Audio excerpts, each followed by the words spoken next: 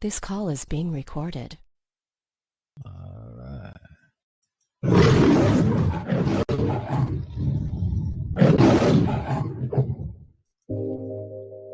Yeah, Miss Jerusalem. Swear I miss Jerusalem. Yeah, I miss Jerusalem. Jerusalem.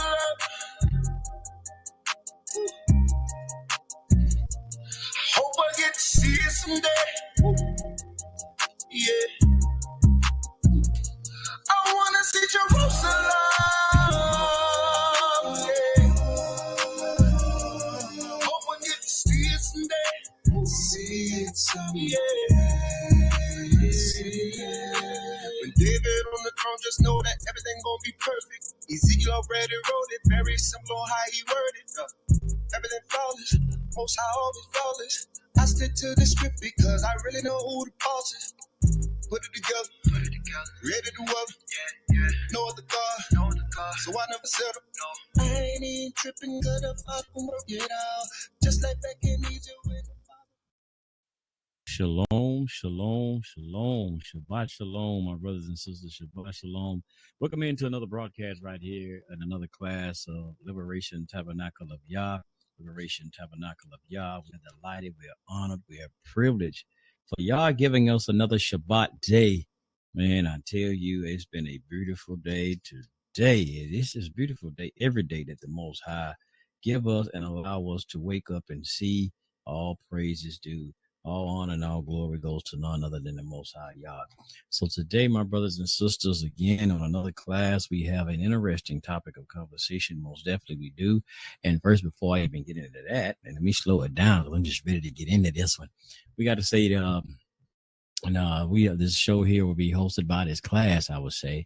Will be hosted by your two brothers, Brother the Moray, David Israel will be in the house momentarily. So yes, sir, he is in the house. Both of us are in the house tonight doing this topic of conversation. Like I said, Moray David Israel will be in the house, and myself, Moray Arya Israel.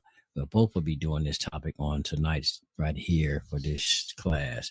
And today's topic we want to just discuss right here, brothers and sisters, for you tonight. And it's basically in a question form. What make so-called black people, and I put that so-called in there, that's how we do it, y'all, because we debate about if we black, we Israelites, so we just put that in there, so-called, right? But anyway, what make so-called black people think that they are the children of Israel?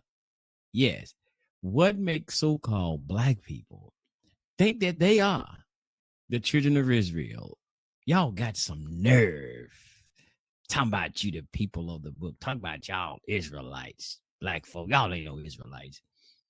Y'all Negroes are Hutus, Zulus, and this, that, and another. Y'all from that place. But y'all ain't no children of Israel. You come on, man. Y'all stop that. Y'all cut it out. Yeah, but anyway. So I put in the description a little bit right here today, brothers and sisters, class. It says Shabbat Shalom, my family. What is it that gives so-called black people the indication that the Bible is speaking about them? Some people say that we're just trying to grab for an identity, and we chose the identity that's of the so-called Jews. Y'all know who I'm talking about when I say so-called Jews, those people that we see over there in Israel today, the Europeans. So some people have said that, man, that, that we're just grabbing for a identity. So we grab one of the most popular identities out there. That's what I've heard somebody say. So we just grabbed and just trying to I guess they're trying to say we culture vultures. We talk about how everybody grab our culture and our identity, the so-called blacks, and usurp our identity. They're saying that we are doing that, brothers and sisters, that we who say that we are Israel, they said we are trying to take the identity of Europeans, of the European Jews, and say that we are Israel because we don't know who our identity is. That's what they're saying, and we do know that we, through some things that have happened, events and all of these things that have happened, we have lost our identity, true identity. Some of us, we find that we have found who we are through various reasons. And tonight, the Moray, David Israel, we're going to talk about some things and what make, even for us, what make us think that, give us the indication, right? And how do we know that we are really Israelites? We're going to get into a lot of this tonight, brothers and sisters. But before we get into that, I want to read you something from the book of what they call the Book of Lamentations right fast. Can I read the Book of Lamentations 4 and 7? That's my brother get ready to prepare himself to come in momentarily here. And I'm going to give y'all a event, give y'all a promotion of an event that's going to be happening here in Memphis on next week. But right here, Lamentations, we're looking at Lamentations 4 and 17, and it says, and I'm reading from my complete Jewish study Bible right here tonight. I'm really moving away from the King James, y'all. I'm sorry, I'm moving away from the King James. So sometimes y'all might hear me in reference to it every now and then, but most of the things I'll be probably coming from a lot of times is for me. I like my Jewish study Bible. I like this here a little bit, and even though I'm not, as I said, we are Jewish, but but that's another whole subject. We're not Protestants either, so we damn sure ain't, excuse my French, but it's the Shabbat. But sometimes coming from the scriptures or the Stone Tanakh, there's a lot of the ones I'm really, really trying to focus on, even studying out of myself.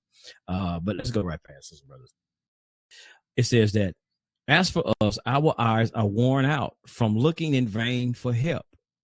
We kept on watching and watching for a nation that couldn't save us. Again, as for us, our eyes are worn out looking in vain for help. We kept on watching and watching for a nation that could save us, such as we talk about Africa. And Africa didn't come save us. We was looking for Africa to, where they at, y'all? We over here in slavery now. Hey, when the African kings or tribal leaders, when they gonna come help us? When they gonna come and save us?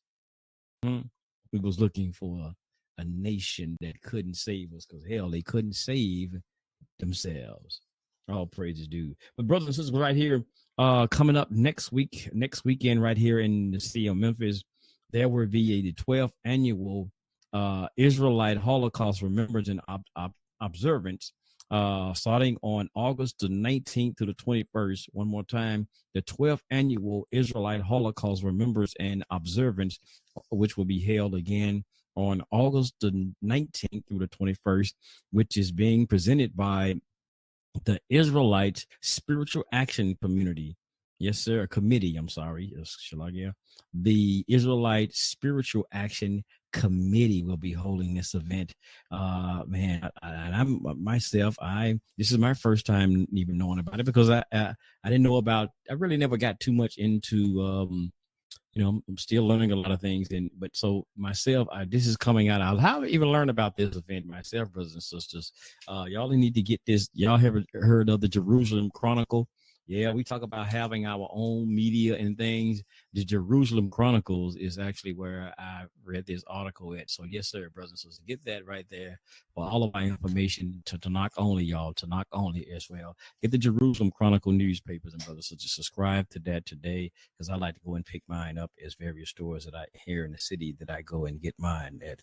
But right fast, there is one of the location. If you're in the city of Memphis on next week from the 19th to the 21st, you can go. The event will be held at the Outstanding Occasion Banquet Hall. That's right, the Outstanding Occasion Banquet Hall, which is located at 3614 South Perkins. That's 3614 South Perkins Avenue. And yes, sir, indeed, my brothers and sisters, you want to be in the house with that one right there, man. I'm gonna be in the house as well. I don't know what exactly day, but it started on that Friday, so-called Friday, what they call a Friday, starting at 12 p.m. That's midday through 6 p.m. That's on that Friday starting off. And I'm just gonna read y'all a little bit right here what it's about a little bit. The Observance is sponsored by the Israelite Spiritual Action Committee, and it is free to the public, and refreshment for participants will be served. The goal of this observance is to bring national and cultural awareness, to present the condition to the present conditions of Black Americans and to bring awareness of historical crimes committed against the lost sheep of the house of Israel in this country. And also they will be, I'm trying to see what other part it right fast. Let's see. Okay. I'm trying to see, there was a part they were talking about Marcus Garvey because they're going to be honoring Marcus Garvey. Okay. This year in 2022, observance will remember the legacy of Marcus Garvey and his impact on the current repatriation movement. Yes, sir. During this early 19th century, Israelites were members of the grassroots independence movement. But it's just something right there. So they're going to be highlighting remembrance and observance to Marcus Mazan Garvey and his impact on so-called Black Americans or Israelites here in America. So yes, sir, y'all in the city of Memphis right there on August the 19th to the 21st, which is next week. You want to come on down right there and join in those festivities. I will surely try to be in the house myself. Right there, the address, you can come into the Outstanding Occasion Banquet Hall. Will be on the 30 on address is 3614 South Perkins Avenue, right there in the house. So yes, sir, indeed. I'm getting tired of tongue tonight. Most High guide my tongue. I've been studying all day. I can listen to Shabbats and everything. But we want to get in tonight right here. Let's talk to sisters and brothers. Let's go ahead and jump into this right fast, what you coming to hear tonight. Talking about what makes so-called Black people think that they are the children of Israel. Interesting topic, interesting thought. Because I'm gonna let y'all know, brothers and sisters, I know a lot of y'all is Israel who listen. You listen, y'all already know. There's a real concentrated effort for us as Israel, children of Israel, for those who do not want us to know who we are. That truly is a concentrated effort. They don't want us to know just who we are as well. Yes. And let me take this background down. And I tell you, we could look throughout the internet. We have people like, I even get him names. Vocab. Bogus ass excuse me, I forgot. Shabbat. Forgive me, Mosai. We have people like bookish Vocab Malone, who people like that who goes out just constantly doing videos and things, who's talking about the Israelites, talking about us. Not only Vocab Malone, but you have shows like Sinetta TV,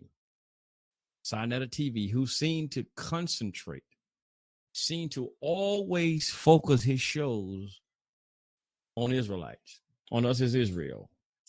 Always focusing most of his shows on us as Israel. Yeah. Always going after us and talking about us and things of this nature, trying to debate us, trying to, I guess, discredit us as being Israel. Right. And they always pushing Kemet, but most of them, hell, don't even profess to be Kemetic themselves. But they always bring up things about Kemet when it comes to us. And always talk about Kemet, but they don't even profess to be Kemetians themselves. So why you're pushing something on us that you ain't even claiming to be? Like they talk about the laws and the things that we call the Torah instead of laws, most of the teachings. They'll say that they always want to push Ma'at. They had as they say, the laws before Kemet. They talk about the teachings and instructions, which we call the laws, baby. They really call it laws. I'm trying these terms, y'all. I'll be trying to really get away from all these Christian type terms that the Christianity have pushed on our people. That's why y'all hear me just say the teachings and instructions now, getting away from all of this. But they want to push this, but hell, they don't teach the people. They don't even teach the people the laws of Ma'at then. If y'all had it first, why aren't you teaching the people? But anyway, that's not the show. But my thing here is, there's a concentrated effort, man, even amongst so-called melanated or so-called Blacks or African Americans themselves, who's working in conjunction with whoever to try to stop us from learning and acknowledging and us from confirming and living out who we're supposed to be as the Most High have commissioned us to be. They don't want us to do that, right? They want us to keep living a false identity. They want us to keep living a lie. They want us to keep saying that we're Christians, we're Muslims, which is not an identity. I mean, which is not a nationality. See, by claiming to be an Israelite, even by saying you're an Israelite, right? Because we say we have lost our national identity. We've lost our way. We don't know what tribes we come from and all of this. See, by us claiming to be Christians, that's not a nationality. That's a religion. By us claiming to be Muslims, that's not a nationality. That's a religion. That does not link us back to our heritage. It does not. See, it's deep, brothers and sisters, when it's saying that you're an Israelite. That's a deep thing when you're saying that you're Israelite. It's just not saying that you are the children of the Most High or you are Yah's chosen. It is a real prestigious identity, my brothers and sisters. And if it wasn't so important to about being an Israelite, if it was just one thing, because listen there. I remember because in my Kemetic days, you know, when I was into the Kemetic information and studying as a Kemetian, they, you know, it always talked about the European have stolen our identity and things of this nature as saying that they were the true Egyptians. But let me ask y'all something. Be honest. How many Europeans are there any Europeans in Egypt today? Egypt, they call it modern day Egypt. Are they over there saying that they are the true, or anywhere around the world, saying that they are the true Egyptians? Huh? Do we see a community of people or a nation of people that's so-called European today that are going around saying that they are the Egyptians or the Cometians, whatever they want to use? No, we do not see that. We don't see that. But we do see in Israel a people who's saying that they are, well, they don't say Israelites. See, that's the difference too, though. We'll get into that. They're not claiming to be Israelites, but they are claiming to be the people of the book, which we say, they might say Jews, but not. They're saying they are the people. They are those chosen people. No, it ain't y'all Negroes. Y'all, you know, y'all was somewhere else. Y'all didn't have nothing to do with this. It wasn't y'all. Nobody's running around in a mass magnitude claiming, no Europeans claiming to be the Egyptians. Now we see those, what's that, Indo-Turks or Euro-Turks or whoever they are over there in Egypt today. But they're not making no fuss. Because when Americans or so-called blacks, we say anything, we don't see them coming out saying nothing. Y'all need to quit claiming to be an Egyptian. They ain't saying nothing. Them Arabs, because they Arabs. They Arabs. They Muslimized, Islamized. They ain't claiming to be the Egyptians or the true people of that inhabitant. They ain't claiming that. But when you claim and you make a statement that you are Israelite, man, people gonna come at you, Jack. People seem to come at you, especially when you are melanated. Y'all see, like me, copper color. Especially when you're a copper color, you are melanated. You better not say that.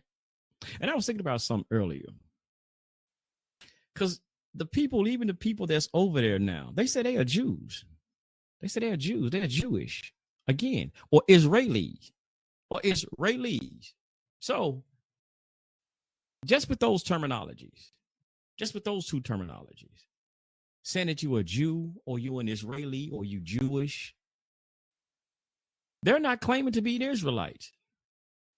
So if we just focus on the terminology, words, those words. So why, if they're not claiming to be Israelites, but we say that we're Israelites, what's the problem with us claiming to be Israelites? Because we're not claiming we're not claiming the words that they're claiming. Because they say they are Israeli. They're saying that they are Israelis. They're saying that they are Jews. They ain't saying Yuhadim or Yehuda. None of. They say Jews and Jewish. They say I am Jewish. That's what they say. They are Jewish, right? So, what's wrong with us saying that we are Israel? Because because check it out. If the Tanakh, right? Here's my Tanakh. Here's my Tanakh. Even though it's Stone Edition, right? Stone Edition. When I read this Tanakh, or even some of my other messianics, the complete Jewish Bible, whatever I read, King James, either one of them, it don't make no difference. It's what they call the Old Testament, right? But we call it Tanakh. I'm just going to use the term Old Testament because never know who's listening. Maybe Christians listen. I won't turn to. When you're listening and reading, actually, what they call the Old Testament, what word do you see? Do you see Jews in there? Do you see the word Jews throughout what they call the Old Testament? Do you see anywhere where it said Jews throughout the Old Testament? Even though it mentioned the tribe, as we know in Hebrew, Yehuda, but it don't have the word Jew there. It does not mention the word Jew. Now, I think the word Jew is mentioned only one time, and I know it's in the King James translation, they have the word Jew. But why were they able, if they was called Israelites throughout, brothers and sisters, the so-called Old Testament, why did it change? All of a sudden, it changed from being called Israelites, right? We know the nation when it split, it says Israel and Yehuda or Judah or Jacob. But still, again, why did it change when it got down to that so-called New Testament? No longer mention Israelites. It just meant, it says, talking about Jews. Don't even talk about the split. They don't even say like even Israel or Jacob. Don't even say none of that no more. Or you know how I said, the tribe, when they split. Because we know the Southern Kingdom went in, they were still called Israel, and we know the difference between the Southern Kingdoms and what happened with those nations when they joined, they was called Yehuda. But that's not what they're saying. That's not what they're saying. So what's the problem with us? Vocab, FedCab, I want to call you another name, but I got to be respectful and mind my manners. What's the problem with us saying that we're Israelites? Because that's not what they're claiming. We're claiming the original. We're claiming what the Bible says, the Israelites. We're not claiming to be Jews. We're not claiming to be Jewish. So what's the problem when we say that we're Israelites? But the thing here is, again, my brothers and sisters, there's so many things how we know. The thing here is, what give us the indication, though? What give us the indication to make us think? What's in our mind? What is it that making us resonate and say that y'all are Israel? Because this just ain't started in 2000. It's been going on a mighty long time, my brothers and sisters. A mighty long time. Since we just talk about this captivity here in America, brothers have been saying that they're Israelites. You can go back to what Frank Cherry and Wentworth Matthews and the list goes on and on and on and on and on. For brothers and sisters who are saying that we are the true children of Israel. Been saying this. This is nothing new. This is not a new occurrence that's happening. But it has to be something, though, that we see is happening with us to make us want to acknowledge that. Because why we're not running out, just all of us in mass magnitude and saying that we are, like I said, Buddhists. We are Hindus.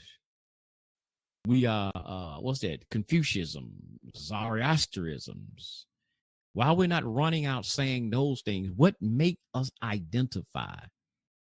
Even with the Quran, because I'm going to go back now because there's a book. Because I know some people say because of the book, man. It's the book. It's the Bible, man. They're reading y'all saying that.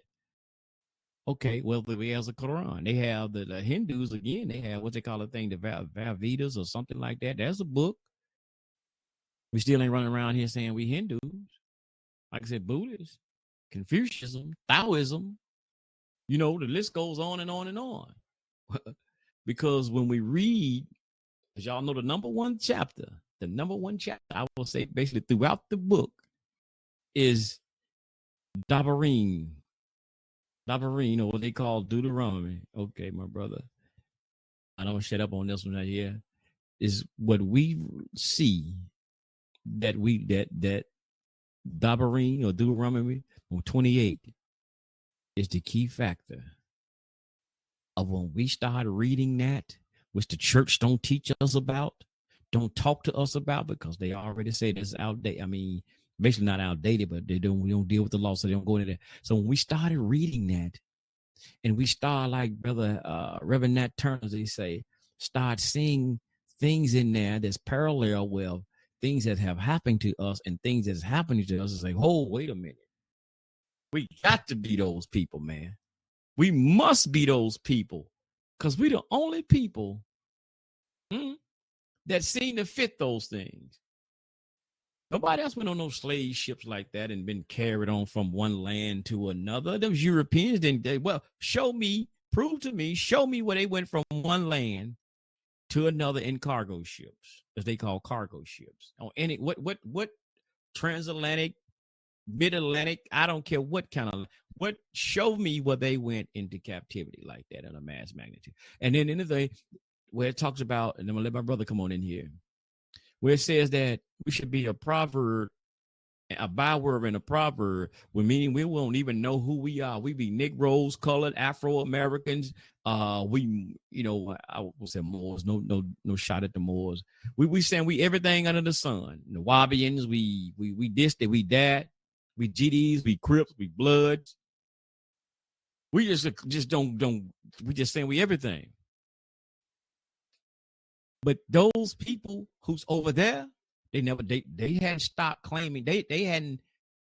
I got a book over there called the Pictorial. I'm trying to look at it. It's called the Pictorial Jewish History of the People, the Pictorial History of the Jewish People. That thing that goes in deep on the Jews, the Jewish thing. They always so-called recognize who they about. Rosenberg, Fishberg, Fitzgerald, and so. They have a name and identity. They hadn't lost nothing. They're not being called bywords and proverb. They're not being called that. Nobody calling them out of their names. Nobody but us. But let me let Moray come on in here and get in there. We're gonna get deeper into this thing, my brothers and sisters. Shabbat shalom to you, Moray, David Israel. Shalom. Okay. You might got yourself muted, G. Okay. Can? Yeah, I got you. I got you loud and clear now. I got you. Okay. Well, I would like to say Shabbat Shalom. Everybody listening in. I would like to say Shema Yisrael or the Nalahenu or the Nalakad. I would like to say Baruch Atah the Nalahenu Malakalom. I would like to say Shalom. This is the Moray, David Israel. Formerly the rabbi, now one of the Morays over here at Liberation Tabernacle Ministries and Alliance Vibes Radio. Now, before I come in, before I start, I'm gonna say that for any of y'all that listening to Alliance Vibes Radio, me and the Moray, Aria. We're working on trying to get a set day and a set time. I was doing it on Monday nights, but due to, like I said, my work schedule now, I work 7 days a week, and other things that's going on in my life, We're looking to maybe get it on Fridays, to bring it back on Fridays. We still working on that. We still, switching some things around with our schedules and all. So I just want to let y'all know that, just in case y'all wondering where Lions Live Radio is. Cause I know a lot of y'all love Lions Live Radio. A lot of our brothers and sisters up here, they love that because, we get raw and uncut. You get the uncut David Israel, and that's something a lot of, our brothers and sisters, they love. We can't be raw and uncut when we're teaching, Yah's word, up here. You have Israelite brothers, they do Shabbat teaching. They focus primarily on scriptures. They get out there in the streets and they teach. You see a street teacher, we out there edifying. We out there talking to our people that's out there in the streets. They don't know no better. People that's out there. Some of them do, some of them don't. So that's when the time you hear me teaching on the street level is on Lions Live Radio. So with that, we're going to bring that back soon. But like I said, we got to get the schedule right, and we got to get set day. So I would like to also bring about that, like I said, me and Moray Aria Israel, y'all know the last couple of times, last couple of weeks, days, I've been up here teaching, by myself, but, on the nighttime. But in the daytime, we have Moray Aria Israel, who does the YouTube thing. I would like to say we are both working together, and it's rare when you see us together again. But like I say, we got the morning Shabbat and we got the night Shabbat. So right now, glad to be here with our night Shabbat tonight. It's a blessing being here with my brother in ministry. Just the energy is great. I was listening in at the brother you brought up, Deuteronomy, and I'm going to bring up something on Deuteronomy. And I'm glad that you brought it and you kind of went into it, what I was going to get into.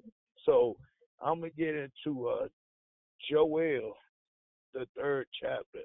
And tonight, I know some of y'all hear me going into the King James Version. But tonight I'm not getting into that. I'm getting into the Torah, because that's what we are supposed to be teaching out of. But because, like I said, we have to edify y'all.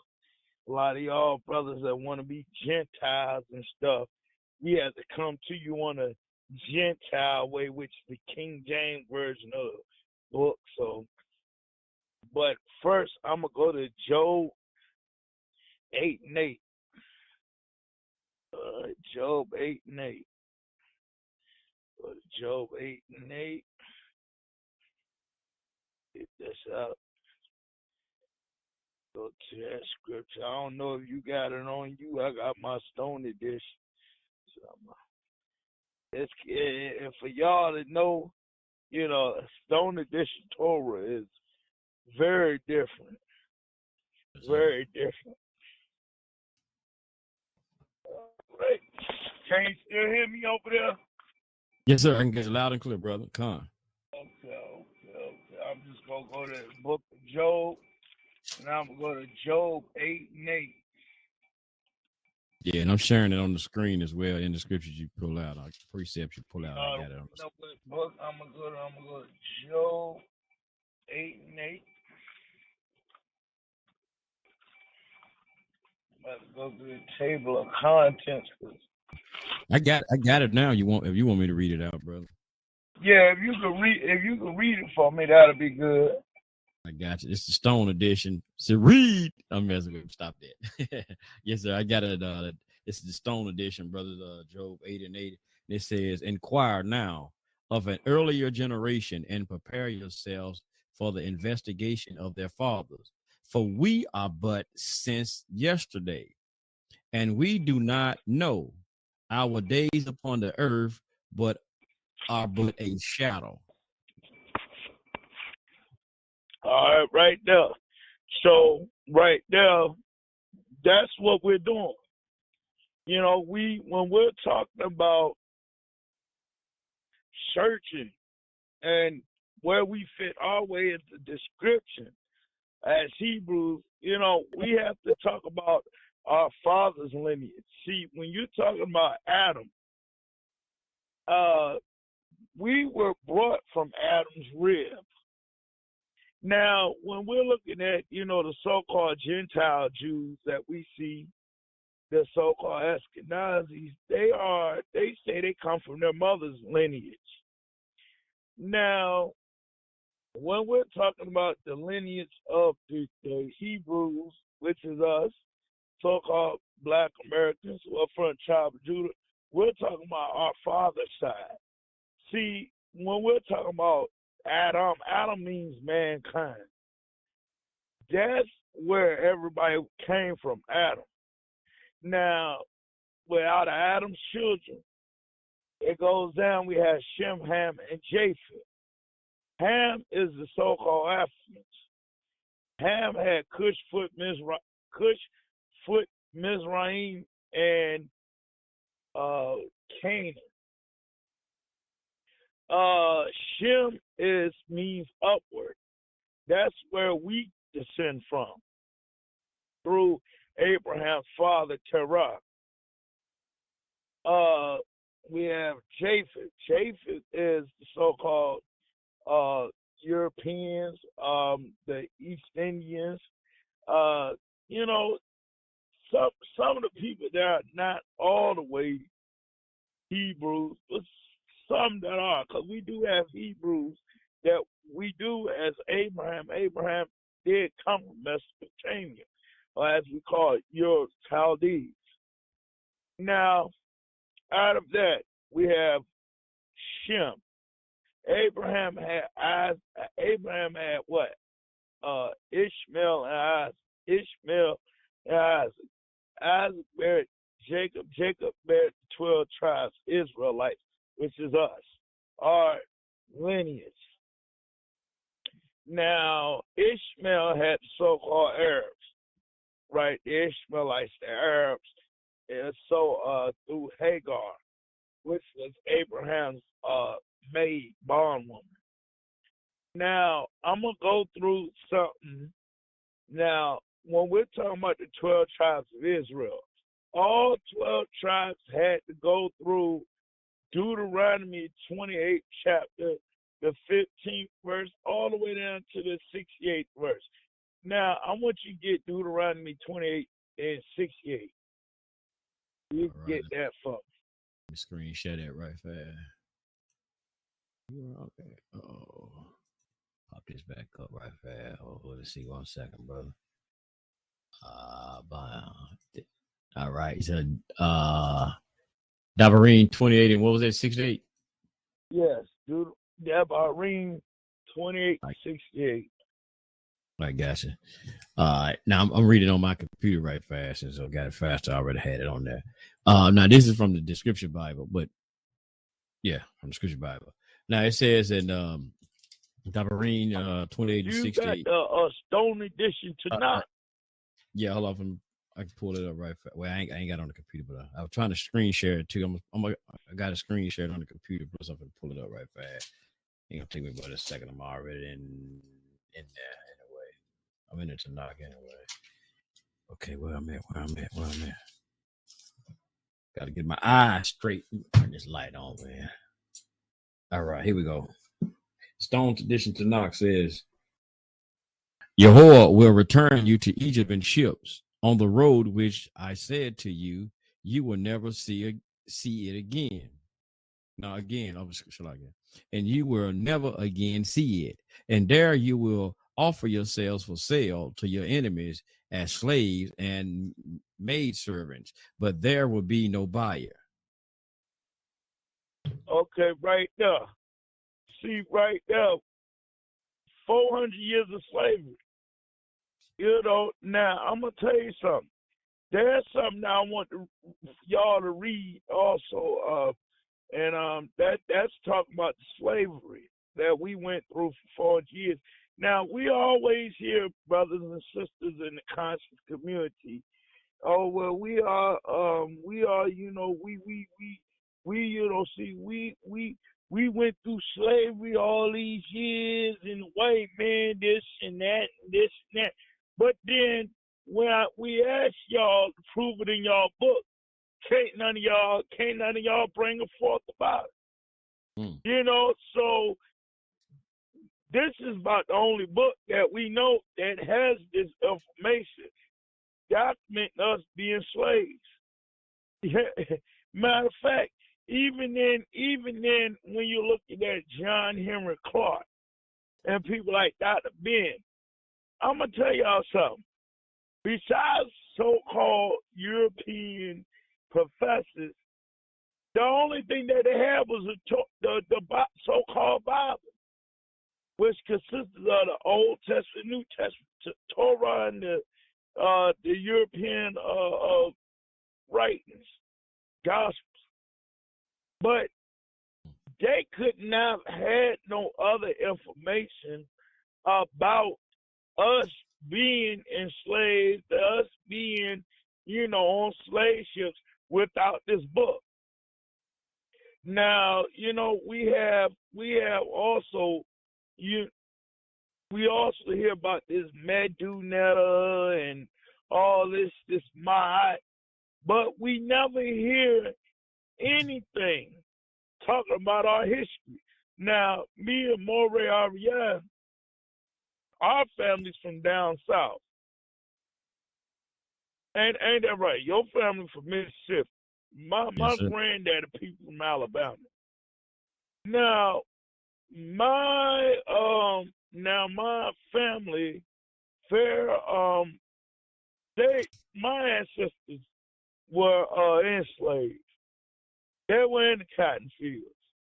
They were in the fields of Alabama and North Carolina, in Louisiana. Now, I'm going to tell you something. I'm going to tell you something. Besides Ancestry.com, which is totally a rip-off of fake, the Torah, I'm going to tell you something. There's a Bible every year for my family's reunion, which I haven't been to in years, you know, but hell, they still there. My granddaddy was born 1919. My grandparents old as hell. But his grandmother had a Bible. Now, even though, they were Hebrews, they were Messianic Jews, by the way. Do you know in that Bible it had everybody's name? I'm talking about the names of everybody's name, all of it. They had everything. They had everything in that book. I'm being serious. They had everything in that book. Now, there's really no other records besides that book. I'm talking about it had the names, the birth dates, birth years of the cousins and everything. This is before Ancestry.com. So besides that, that's a tradition that most black families had back in the day to keep a record of family members and stuff like that. Now, I don't know about you, Moray RBI, but my family had that. That's now, right. This was a tradition of so-called black families from the South. Now, why is it had to be in the Torah? Why does it had to be in a Bible? Huh? That was the closest thing that we knew to our culture. Now, something else. Now, even though we're not Messianic over here, we know Messianics, they still read the Torah. We still know the Torah is in the it's in the book. Now, there's something I want to put out there. Now, how come, okay, when it came time for a lot of these so-called false religions, Jehovah's Witness, stuff like Seventh-day Adventists, a lot of these, religions, so-called European religions, that use the Bible. Now, listen at this. The people who start these religions were so-called abolitionists, right? Now, this is something I want to know. Why is it that with these abolitionists, the place that they took, the first thing that they taught black people when they led them to freedom was the Torah, the Bible. Now, Harriet Tubman, a lot of black folks don't know, but they call her Moses. That was one of her names. That was her name given to her by a white abolitionist. Now, another thing, Nat Turner. Nat Turner, when he had led his rebellion, which is in Virginia, which I've been, and hell, I know some of the families that are related to the Turner family. And they even have his Bible in the Smithsonian in D.C. Now, let's say this. Out of all the books that led him to revolution, just like Harriet Tubman, a so-called woman Moses, how come Nat Turner, they say he used the Bible to rebel against his oppressors? Now, let's at this. He didn't have no 42 laws of mind. He didn't have no Quran. He didn't have none of those books. He used the Bible. Now, we have to really look at this as Hebrew brothers and sisters. There's a connection with this book. There's a connection. If it didn't have no truth, now listen at this. If this book ain't had no truth, how come when you talk about the Masons, they use the light of the three greater lights of Masonry are the Holy Bible, square, and compass, right? The three greater lights, besides the square and the compass. The square is a square to action. Compass to circumscribe their desires and keep their connection to God and their duty to so-called society. Now, the Holy Bible, which they use, though the New Testament is written by Europeans, but the book that they use is the Bible. There has to be some truth in this.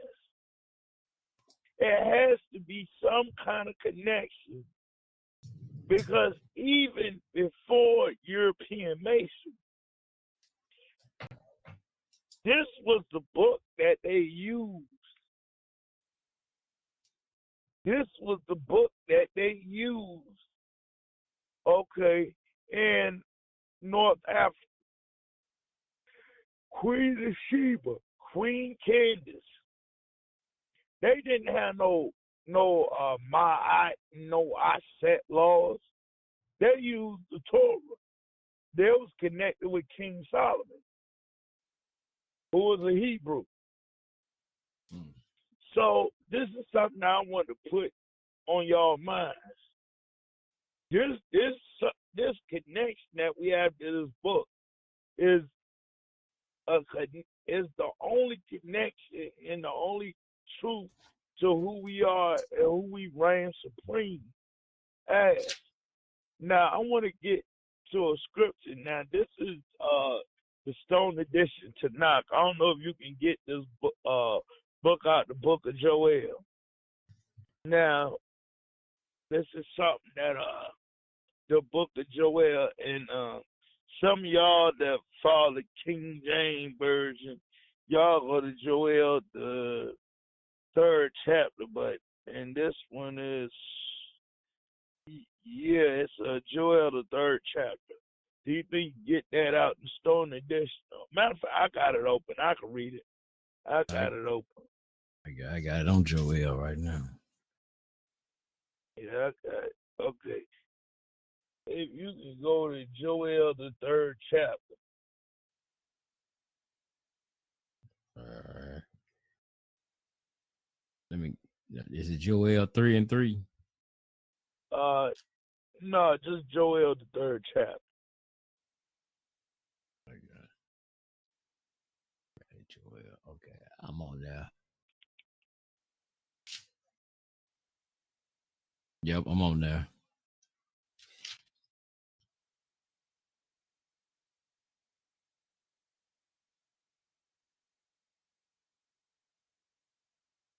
You hear me out?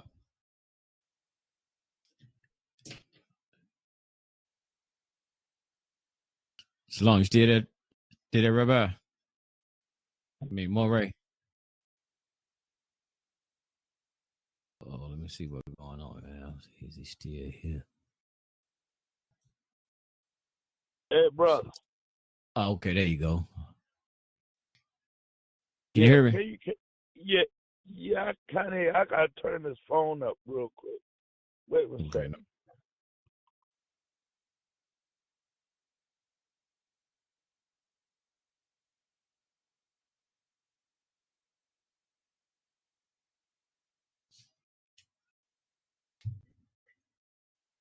Hey, brother, my phone messing up. I'm gonna have to wait one second. It might be something else.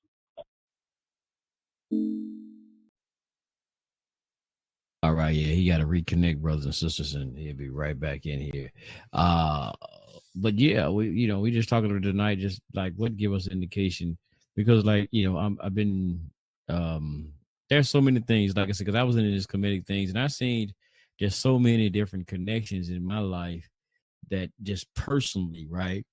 I connected spiritually because I always been, even though I was like wilding out here in some, in the communities growing up, but there were some things that I seen, right, that made me myself just realize that, man, hey man, because I've been, like I said, I've been a part, like I said, when my family was Christians, but they, like I said, they never really taught me the Bible. Then I started practicing Islam, so I always still had this urgency or still this thing of trying to seek out the Most High, right? But even though I was going into a lot of I'm back. Okay, there, my brother. He back in the house, y'all. Okay, here we go. But yeah, we still on Joel. We on Joel. Joel, yeah. Start the whole thing. Yes. All right, we leave it with the stone to knock, my brothers. Let me screen share just the King James so y'all can see the King James. Have some on the screen to follow by. I know the King Jamers out there. Okay, we do have it on the screen. Okay, tonight, starting at verse 1, Joel. And it will happen after this. I will pour out my spirit upon all flesh, and your sons and your daughter will prophesy. Your elders will dream or prophesy dreams. Your young men will see visions. Even also upon the slaves and upon the maidservants in those days I will pour out my spirit. I will set wonders in the heavens and on earth, and blood and fire on pillars of smoke. The sun would turn into darkness. Excuse me, Shalagi. And the sun would turn to darkness and the moon to blood red before the coming of the great and awful day of Yahweh.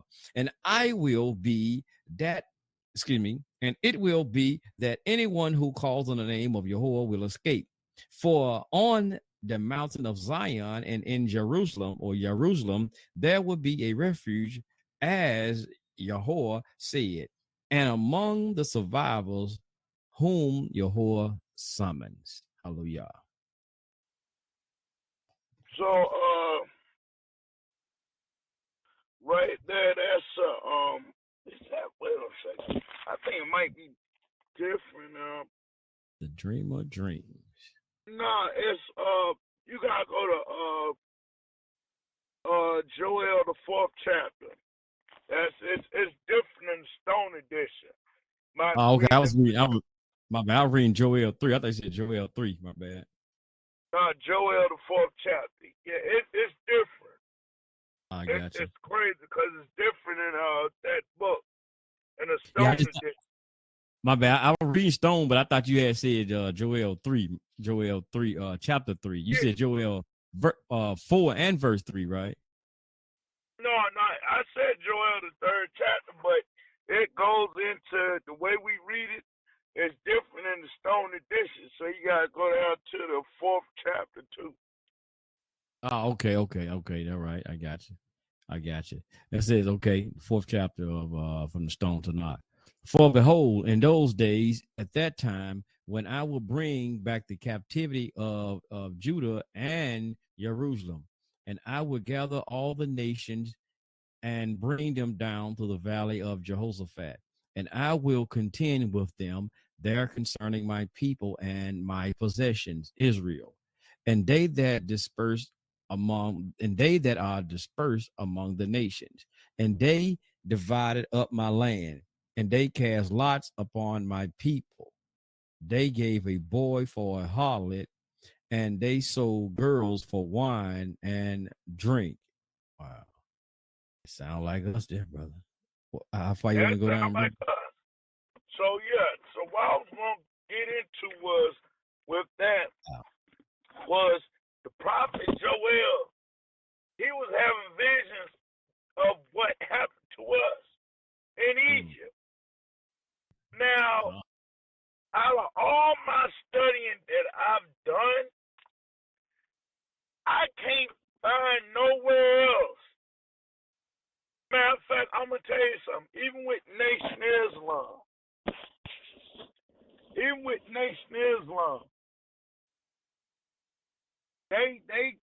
go the old school Elijah Muhammad. He would go into the slavery. He would always talk about the 400 years and all that. But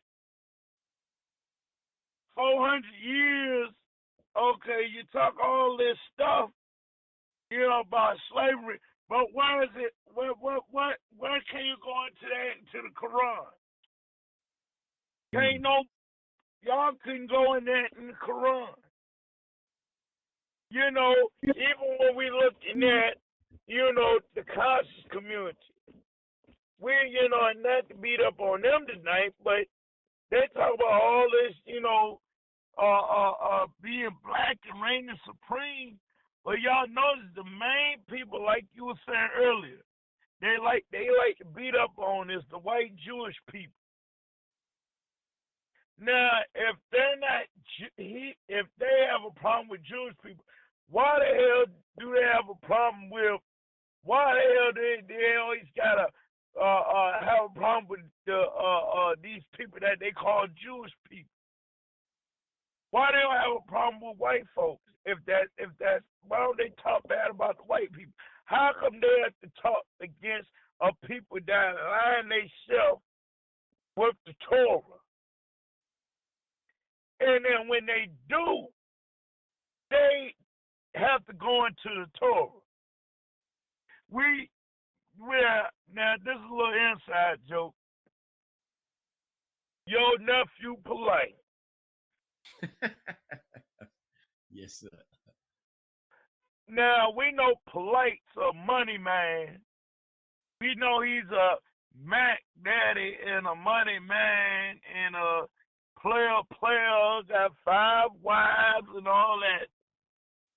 Now, before he got locked up, now I'm glad you brought this guy's name up earlier. You brought up Vocab Malone.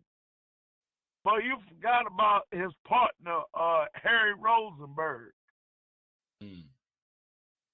Now, Brother Polite, he debated Harry Rosenberg. Yes, sir. Now, in his debate, which y'all can look at, he didn't debate Harry Rosenberg or black people being original people of the earth, or since he say he's Kemetic or Nawabian, he didn't debate on that.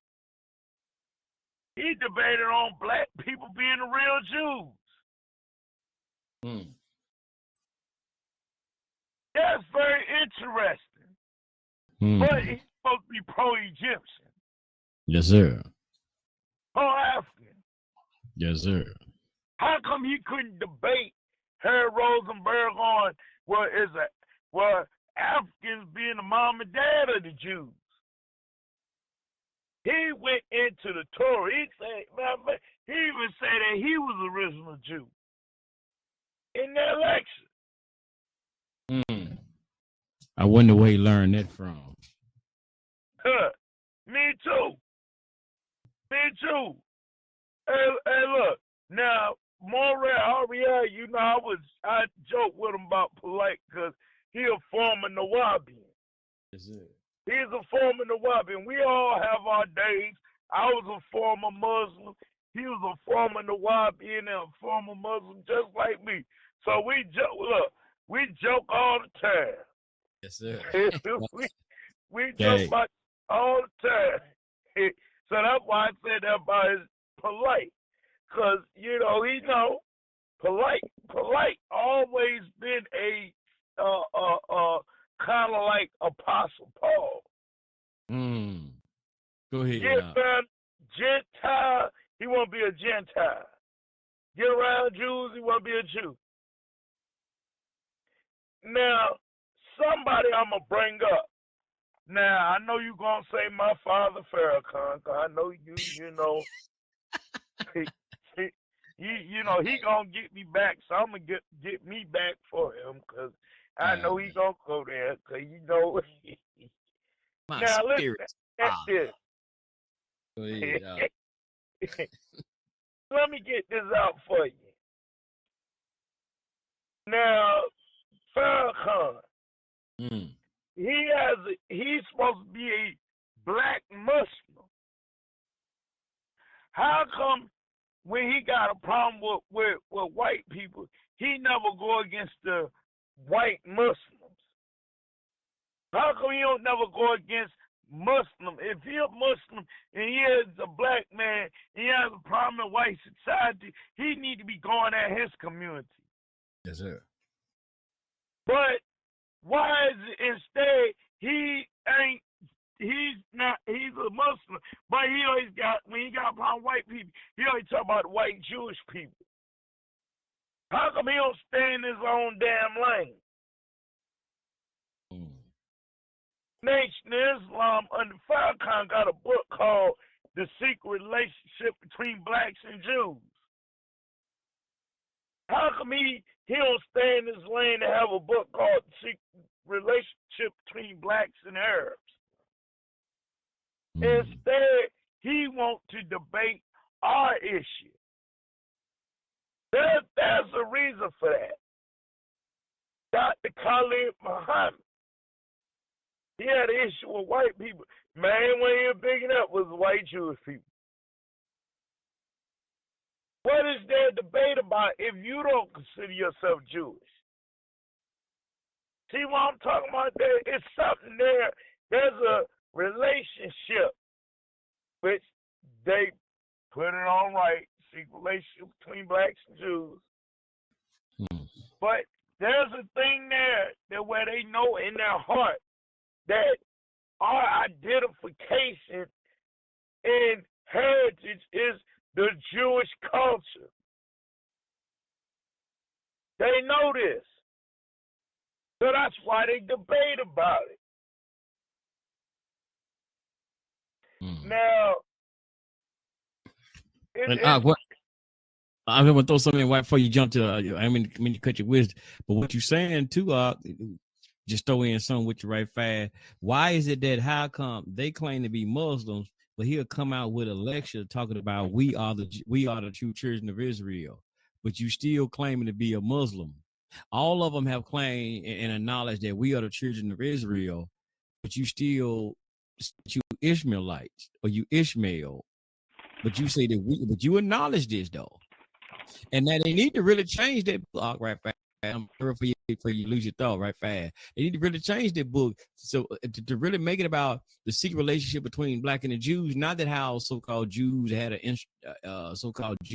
part in the slave trade, but the secret relationship between the black and the Jews is that about, like my brother got this book, The Israelites and the Jews. The significant difference is that the real secret relationship is that they got their religion, which is called Judaism, from the true black Israelites. That's the real secret relationship, because we taught them and they came up with their own religion. That's the real secret. But go ahead, right. No, they ain't teaching that, brother. You hit it on the right now. They don't debate their own people. They don't got to debate Jewish people. Mm-hmm. They ain't teaching their history. Go ahead. I don't want you to lose your thought, brother. No. You man, that's the point I was making. We always, and look, your so-called former teacher, Dr. York, what do you say? I don't want to misquote you when you said this. Before Doc got locked up, what do you say he was teaching on? He was teaching us, and I got the books and everything down here to prove it. The information in my briefcase and everything.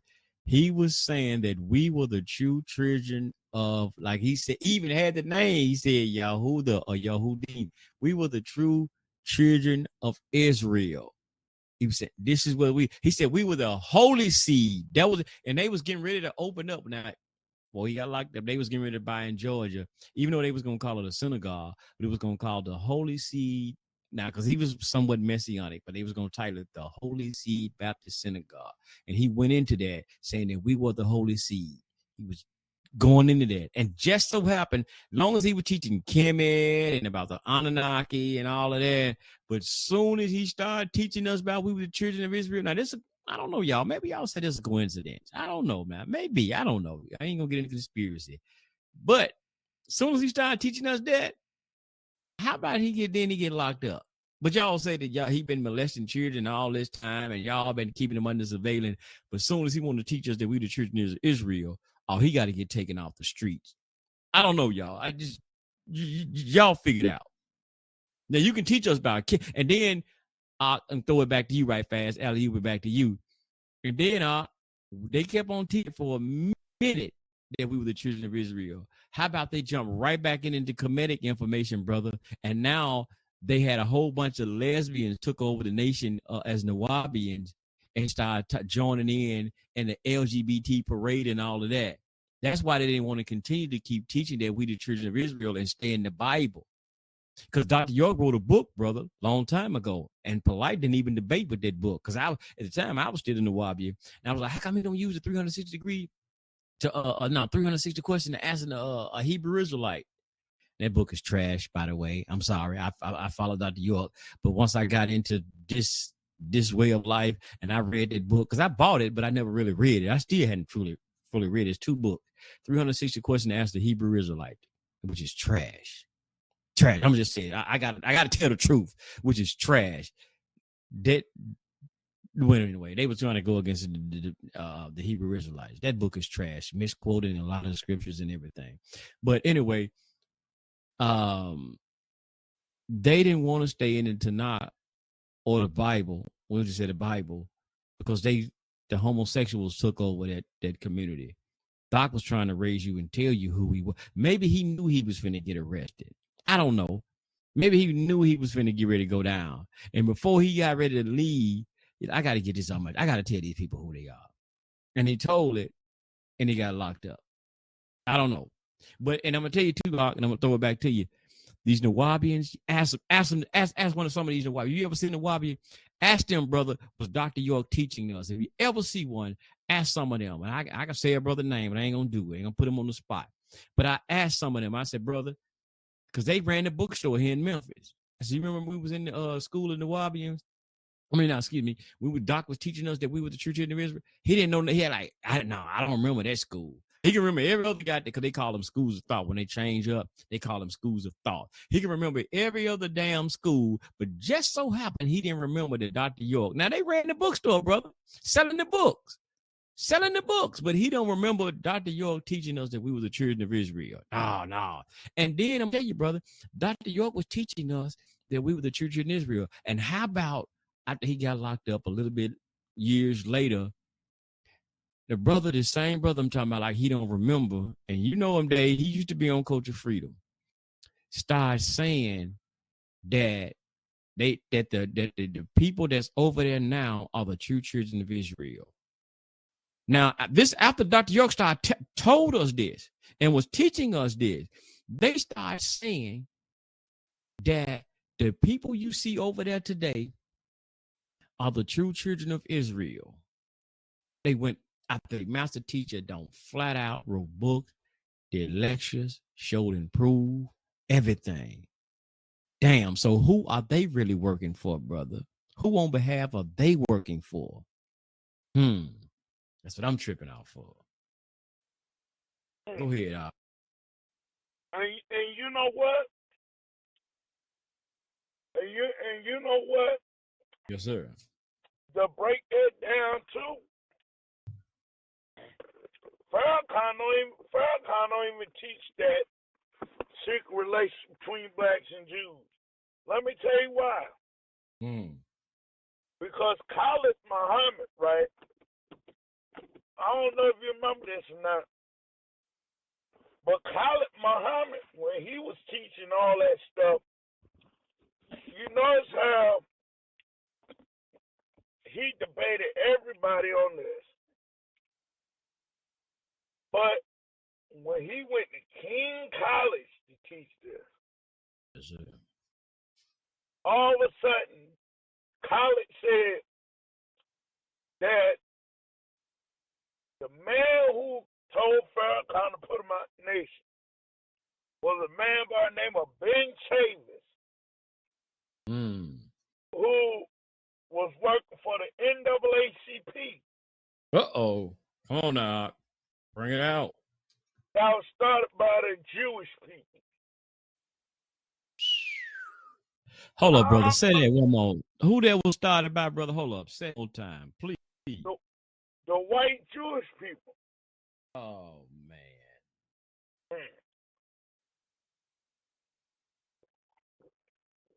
So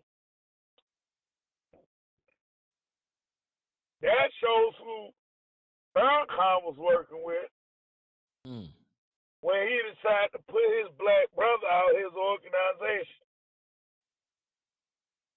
So, yeah. All That's I gotta the say secret is, relationship. well, it is the secret relationship between the black Muslims and the Jews. Yes, sir. And who was pushing Dr. King too?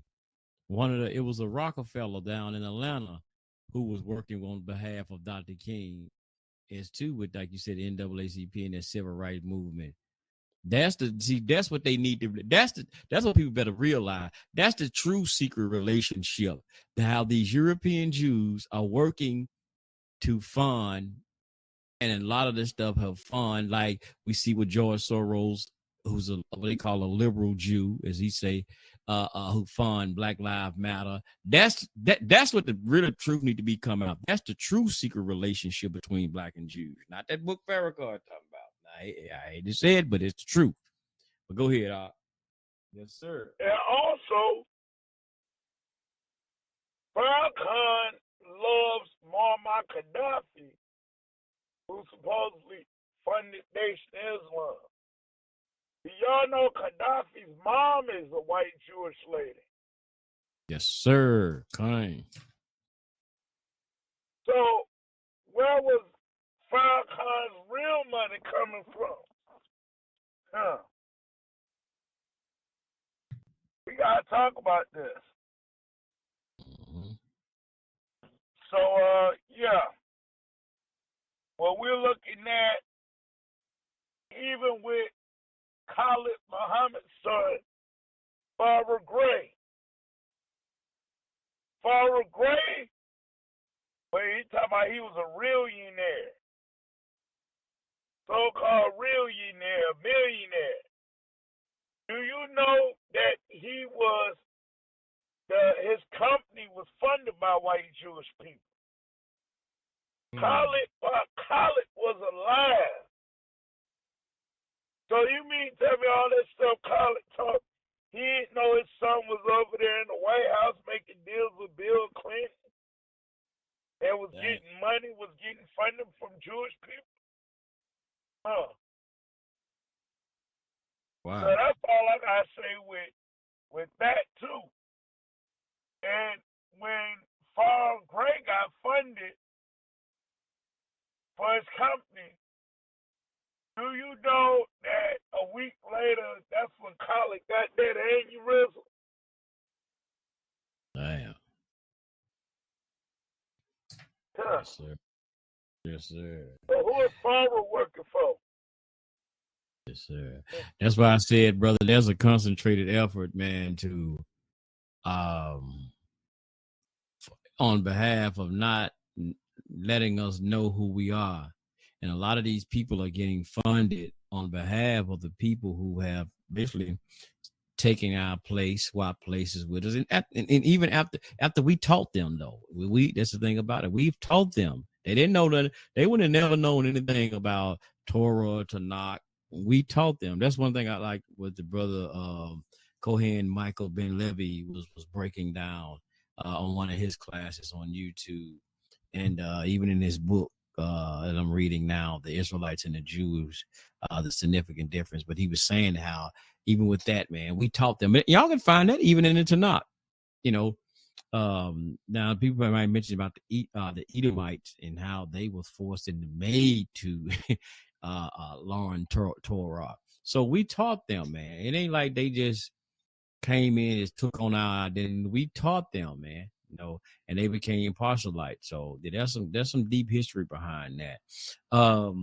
But again, though, going back to something, talk about our identity. How do we know that we are the true children of Israel? Because one thing is, remember he runs something right here from my brother's book, Michael Cohen Lay. I was saying, he says right here, he was saying, because he's reading Deuteronomy 28, 36 to 37, and he says, the words within these lines of scripture explicitly tells of Israelites' enslavement among the nations of the earth. Here again is a case in point where complete fulfillment of this awful decree is witnessed through what has become known as the Transatlantic slave trade or the Atlantic slave trade.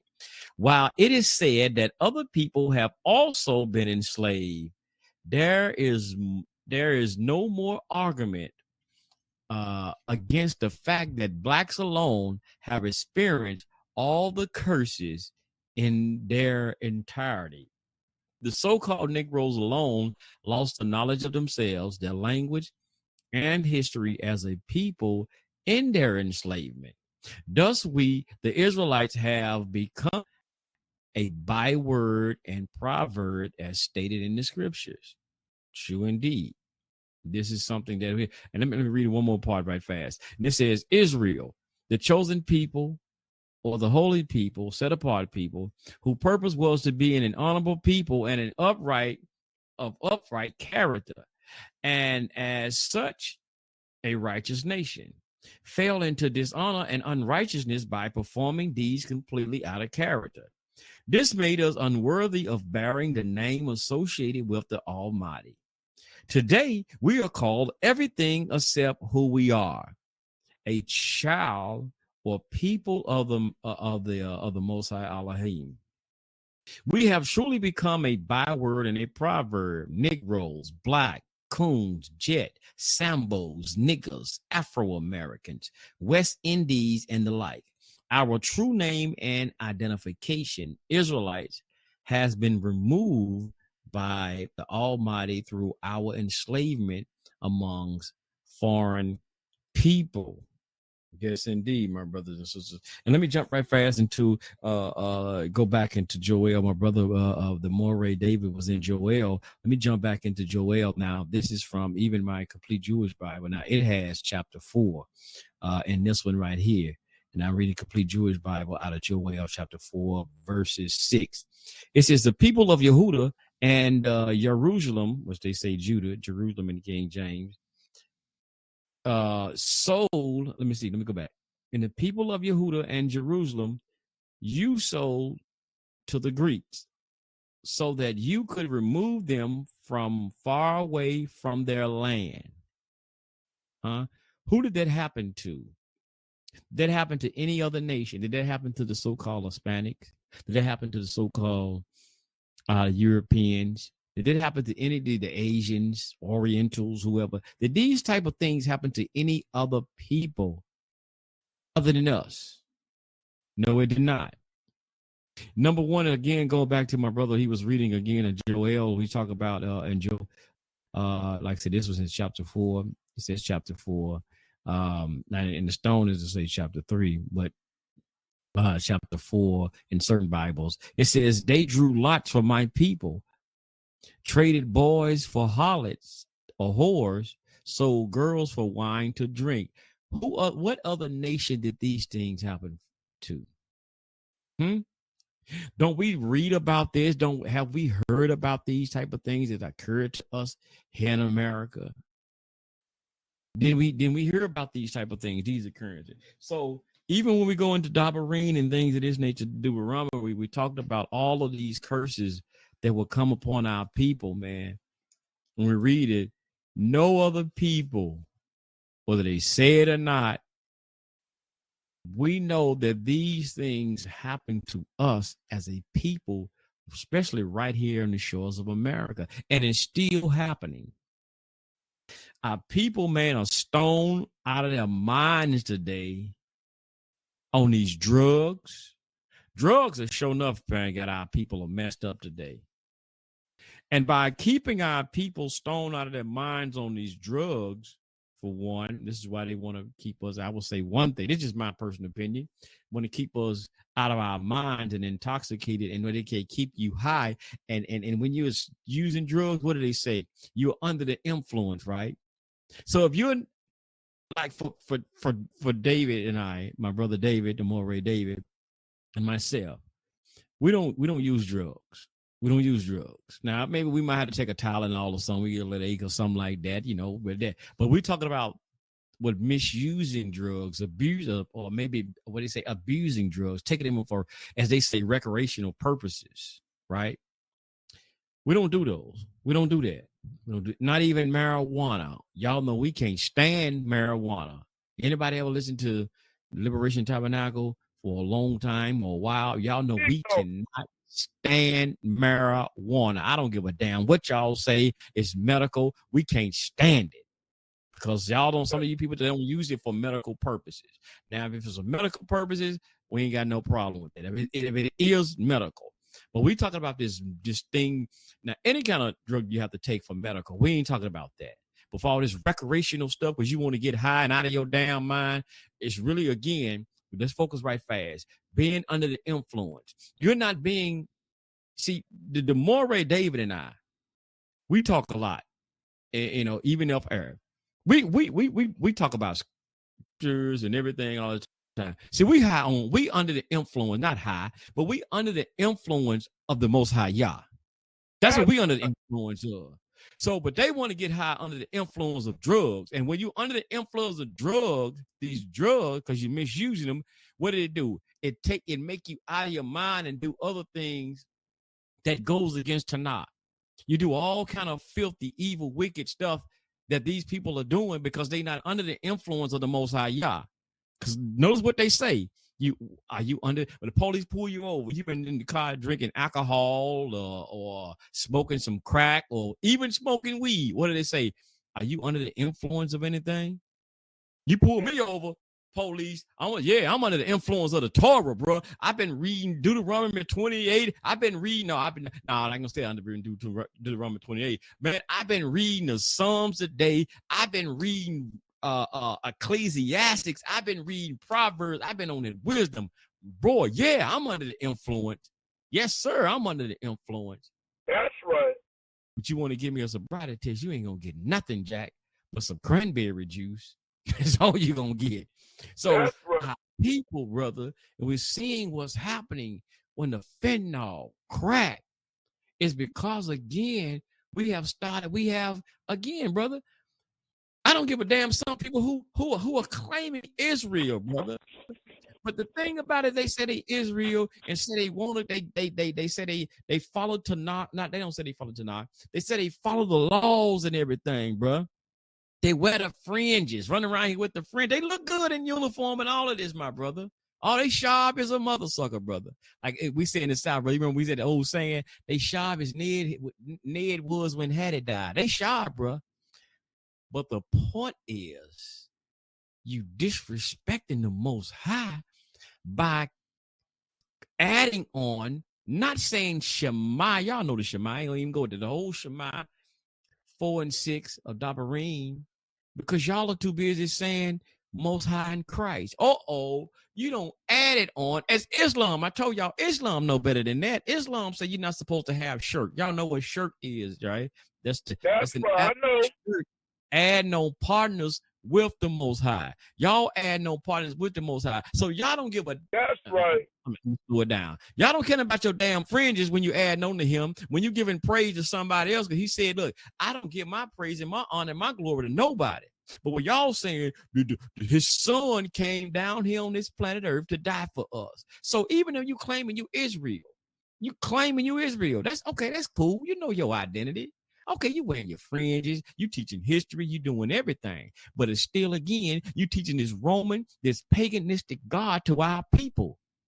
You teaching this pagan, you teaching this idolatry to our people, and you wonder why all of this stuff. I don't give a damn. Y'all running around the streets of New York, Virginia, Memphis, 800 brothers looking deep. Boy, y'all look good doing it, but y'all teaching damn idolatry to our people, and you still keeping these curses on our people by teaching this damn Jesus, this damn Yahushua to our people. So you still keeping us in captivity. And y'all know what? Y'all leaders know this. These damn Illuminati puppets, Masonic puppets, they know what they doing.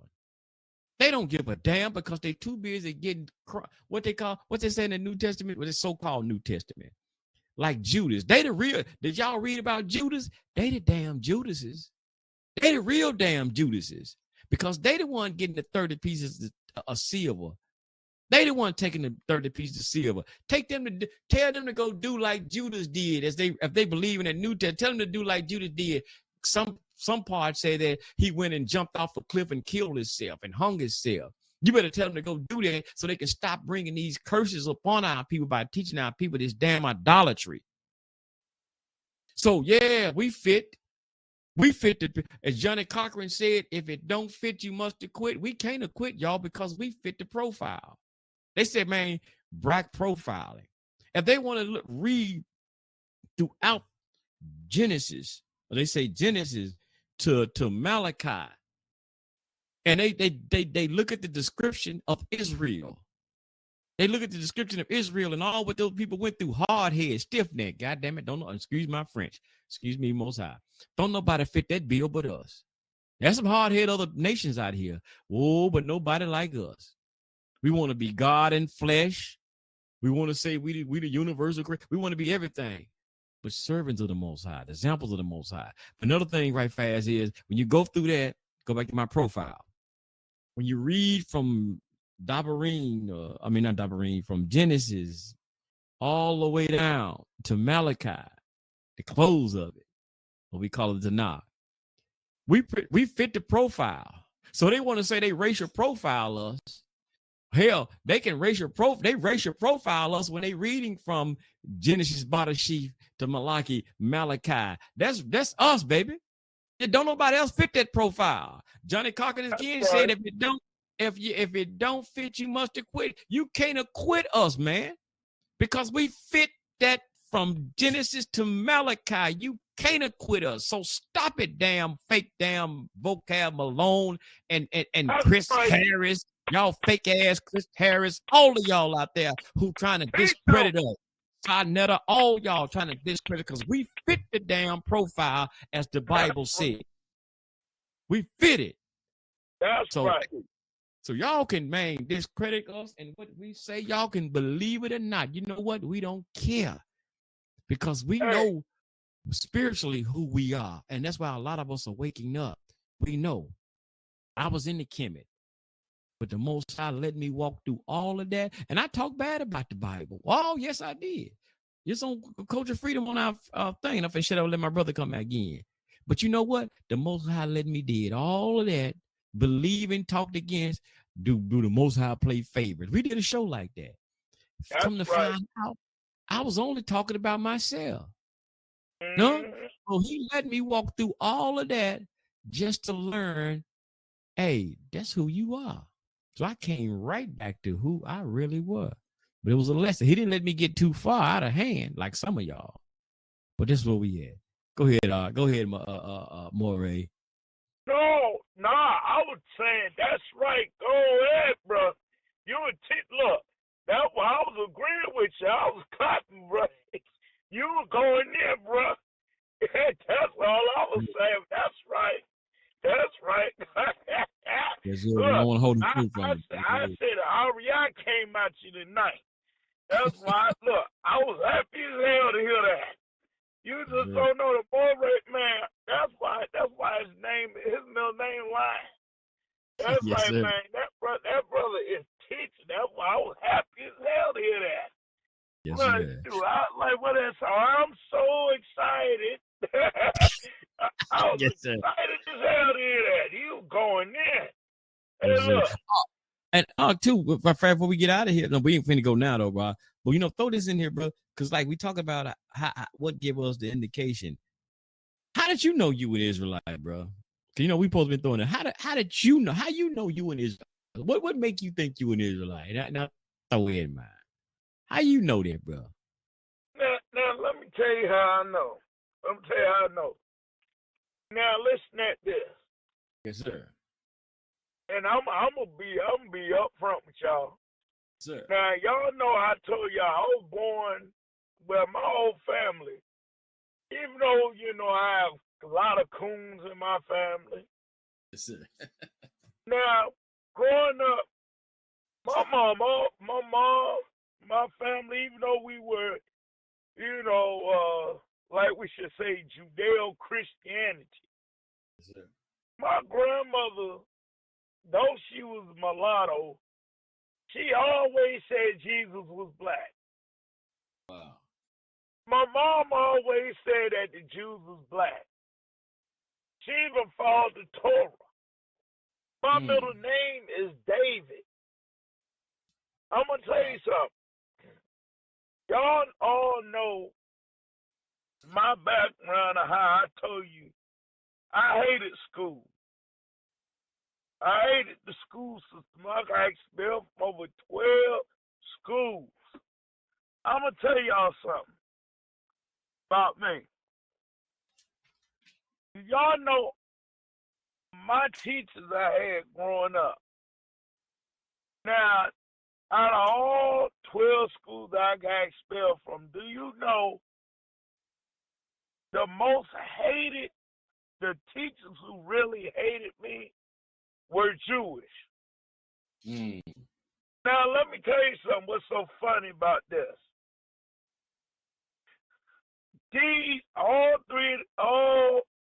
Some of the teachers, I had like 6 Jewish teachers throughout my whole school life.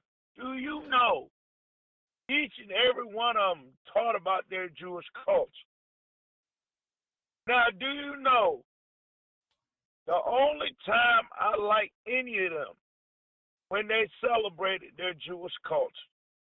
When they would celebrate Hanukkah, I would enjoy that. Now listen. Now my whole life, my mom told me the real Jews was black. My grandmother, my mom, all of us. Now listen at this. When I was, I tell you, my school life wasn't really right. I ain't like school. I went back to school, got my stuff, my diploma and my associate. Now listen at this. When I became a Muslim in my teenage years, which I practiced for a little over 6 years, listen at this. Even though I had the Quran and the Sahih al-Bukharis and all that, do you know that I still, when I would go to the mosque, I didn't really carry my Quran with me. I carried the Torah with me. I bought a Torah. Wow. I had a King James Bible and I had a Torah. Now, the only thing that I would debate my imam on was the Torah. Something stuck with me when I was practicing Islam. Now, listen at this.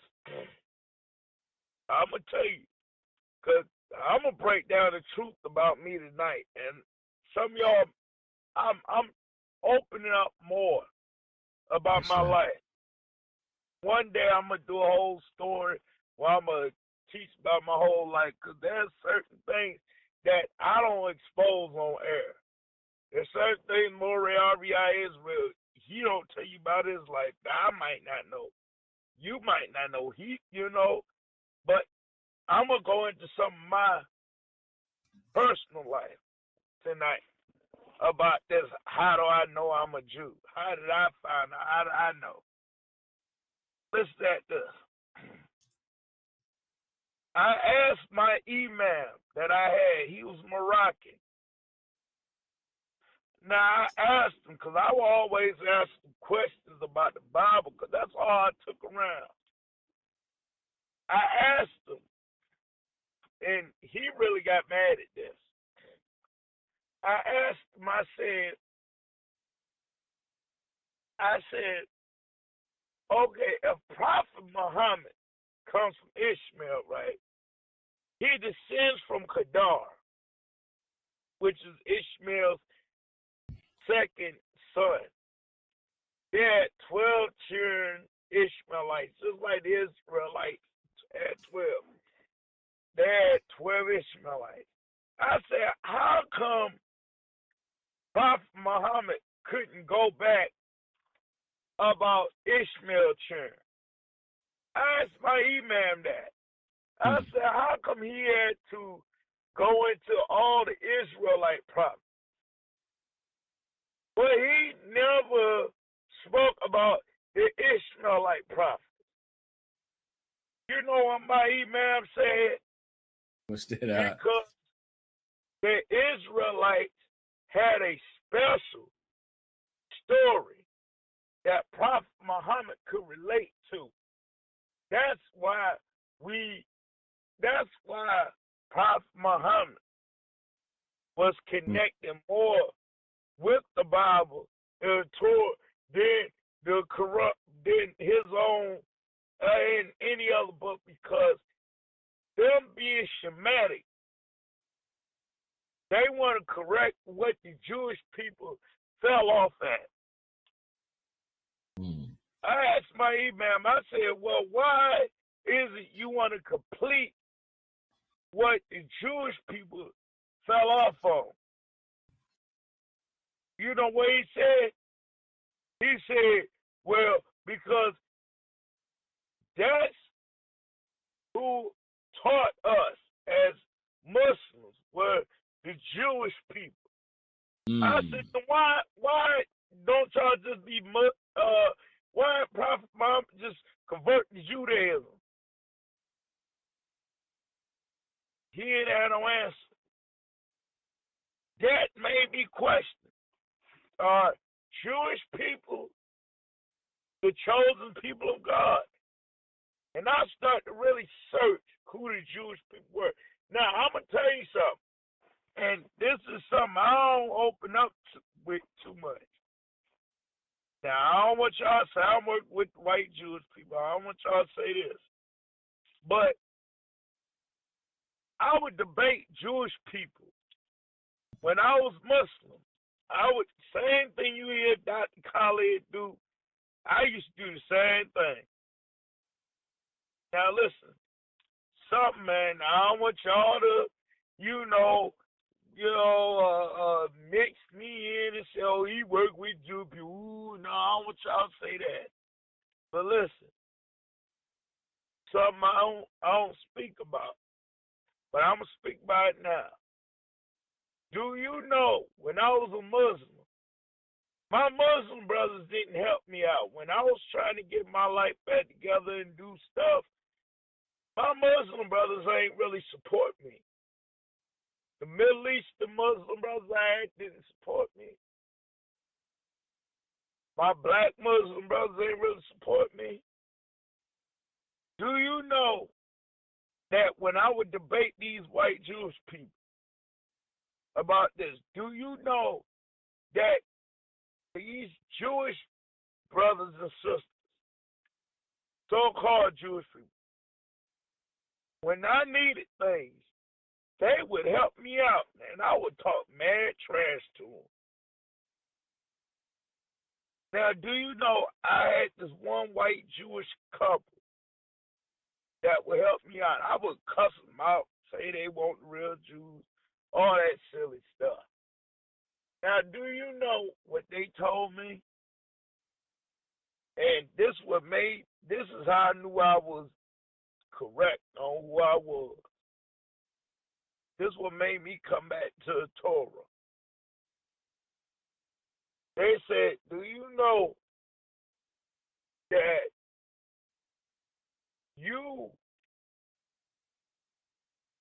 the day of the white man's over? He said, what you're debating is really you. Mm.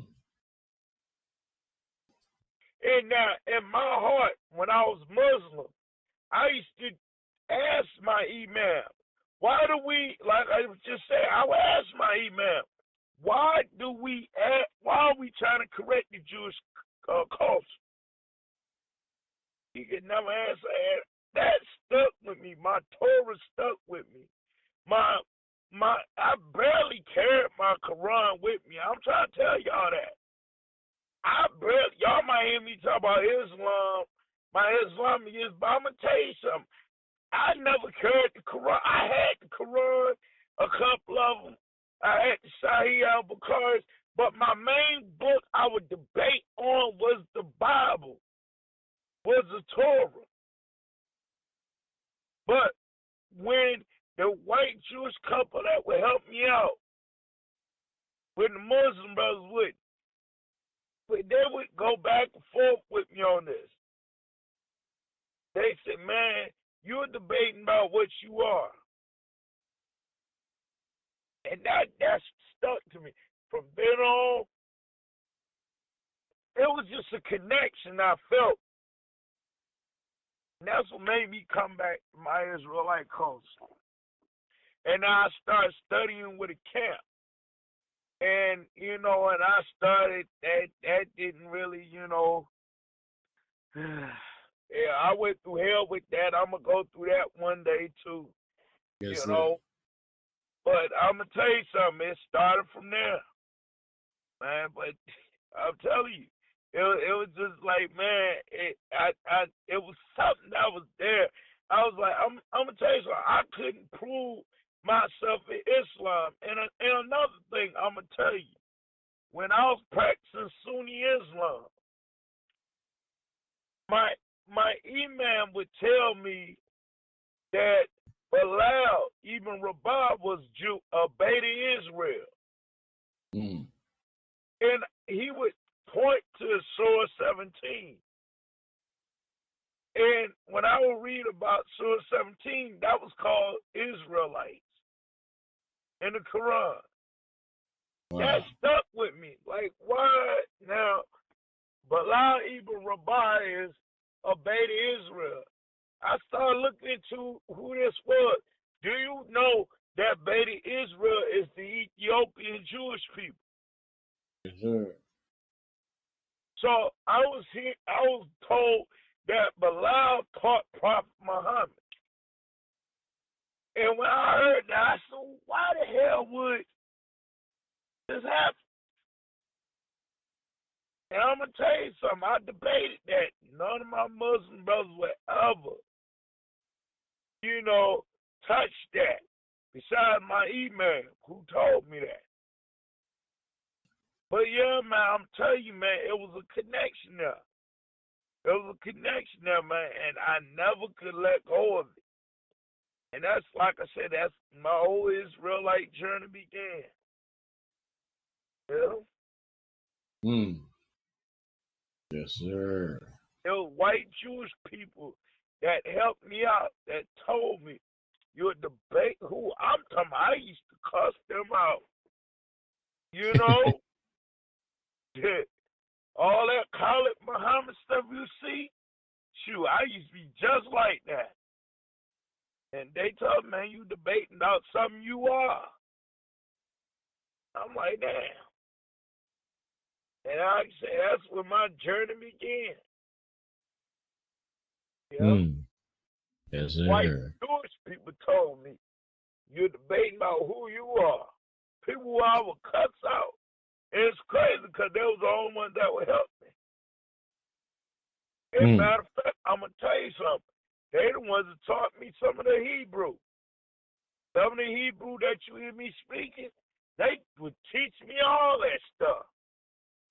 Taught me how to put the tazits on my shirts. I started wearing tazits, and which is the tassels and the yarmulke. Yes, sir. I'm telling you, man. And another thing that's so crazy, because all my doctors was Jewish. Even though I was Muslim, all my doctors at that time was Jewish. I had one Muslim doctor. And that one Muslim doctor, like a couple months after I became Muslim, he moved. But it's like every time I would try to find another Muslim doctor, they would just they would see me once or twice and they would leave. But for some reason, my Jewish doctors would stick around. And, if for some reason I would feel more connected with these Jewish doctors I had than I would with my Muslim doctors, who I was practicing that same religion. And I'm like, damn. I'm trying to tell black people this. I know a lot of y'all black Hebrew Israelite brothers and sisters. I know a lot of y'all, we know they ain't the real Jews. We know that. But I'm gonna tell you something. I'm being serious with you. Y'all got more in common with the Jewish people, the white Jewish people, than you do them damn Arabs. Yes, sir. I'm gonna tell you right now. I can't even talk. When I was practicing Sunni Islam, I couldn't even talk to the damn Arabs that good. It'd be time I'd be up in the mall trying to talk to my Arab Muslim brothers, and it would just be like a blank. It'd be just like talking to somebody you ain't got nothing in common with. It'd be like going on a date with a girl that y'all total opposite. Like you got twiddle your thumbs to find something to talk about. But yeah, but I would talk to these white Jewish people and it'll just be a good conversation. And another thing, I had my best friend I had growing up. was a white Jewish boy. And I'm talking about we was friends even at the schools I was expelled from. We still stayed friends. And I'm talking about he was, his mom was a cantor, which is a, person that reads the Torah synagogue, everything. I'm talking about he had the Torah at his house, and when he would talk about Judaism, I would just be silent. Even as a young kid, I would just be like, wow. He would do Passover during lunchtime, during Passover, and I would just I would observe Passover with him. So I'm going to tell you something. It's always been a connection. And like I said, man, even when I was trying to disconnect, something would just connect me back. And that's why I say that's how I knew. And I want to bring up something too before I get out of this. Yes. I want y'all to look at this. How come you see Islam, Arabs force you to become Muslim? Arabs force you to become Muslim. Mm-hmm. All these other nations you see, when Middle Eastern, you gotta become Muslim. All this stuff. But I don't see Jewish people forcing you to become Jewish. I knew you was finna go there. Yes, sir. Go ahead. How come when y'all go to jail, they push Islam on you? Dang. I don't ever see them push Judaism on you when you go to jail. Y'all go to jail, they tell you if you don't convert to Islam, you're going to get raped. Jewish But I don't missionary. see Jewish people saying that. I don't see no Jewish people in jail saying, either you come to Judaism or you going to get raped or you going to get beat the hell up. I don't hear nobody saying that. But I show hear stories from brothers who done been in prison. Oh, yeah, man, if I ain't convert to Islam, man, the gang I was with was going to kill me in here. I don't hear that. But I hear about the Muslims. Y'all just look at it. I'm trying to tell y'all something. They don't force Judaism on you like they do Islam. That's a good one. Even in something before I lead us, before I'm gonna let you finish too. How come all the boxers and jazz musicians? Just look at this. All the black jazz musicians. And I was reading an article about this because I wondered this myself. All the black jazz musicians became Muslim to be able to play at jazz clubs. I wondered for a long time, why do all these boxers become Muslim? Because I'm going to tell you something. Muhammad Ali ain't the only one boxing Muslim, black boxer that converted to Islam. Mike Tyson became Muslim. A whole lot of black boxers. I even heard Floyd Mayweather was Muslim at one point. I didn't know that. Yeah, a lot of these black boxers was, hell, answer me this. How come I don't hear none of these black entertainers convert, going back to their Hebrew culture? I heard about it with the black boxers. Because they say that a lot of black boxers did that, I guess because back in the day, they would screw over the black artists that would the black artists that would they would screw over, but they wouldn't screw over the Middle Easterns. So that's why a lot of them convert to Islam. So how come ain't none of these black entertainers convert to Judaism? I just want y'all to think about it. How come don't nobody in jail convert to Judaism? How come don't nobody in the entertainment industry that black convert to Judaism? And ask yourself that. There's something wrong there. They don't push Judaism on you. Just like you don't hear about no Torah or die. But we hear about the Torah or the sword, the Quran or the sword. We don't hear about the Torah or the sword. But we hear about the Quran or the sword. We hear about the Christian crusade. I don't hear nothing about the Torah crusade.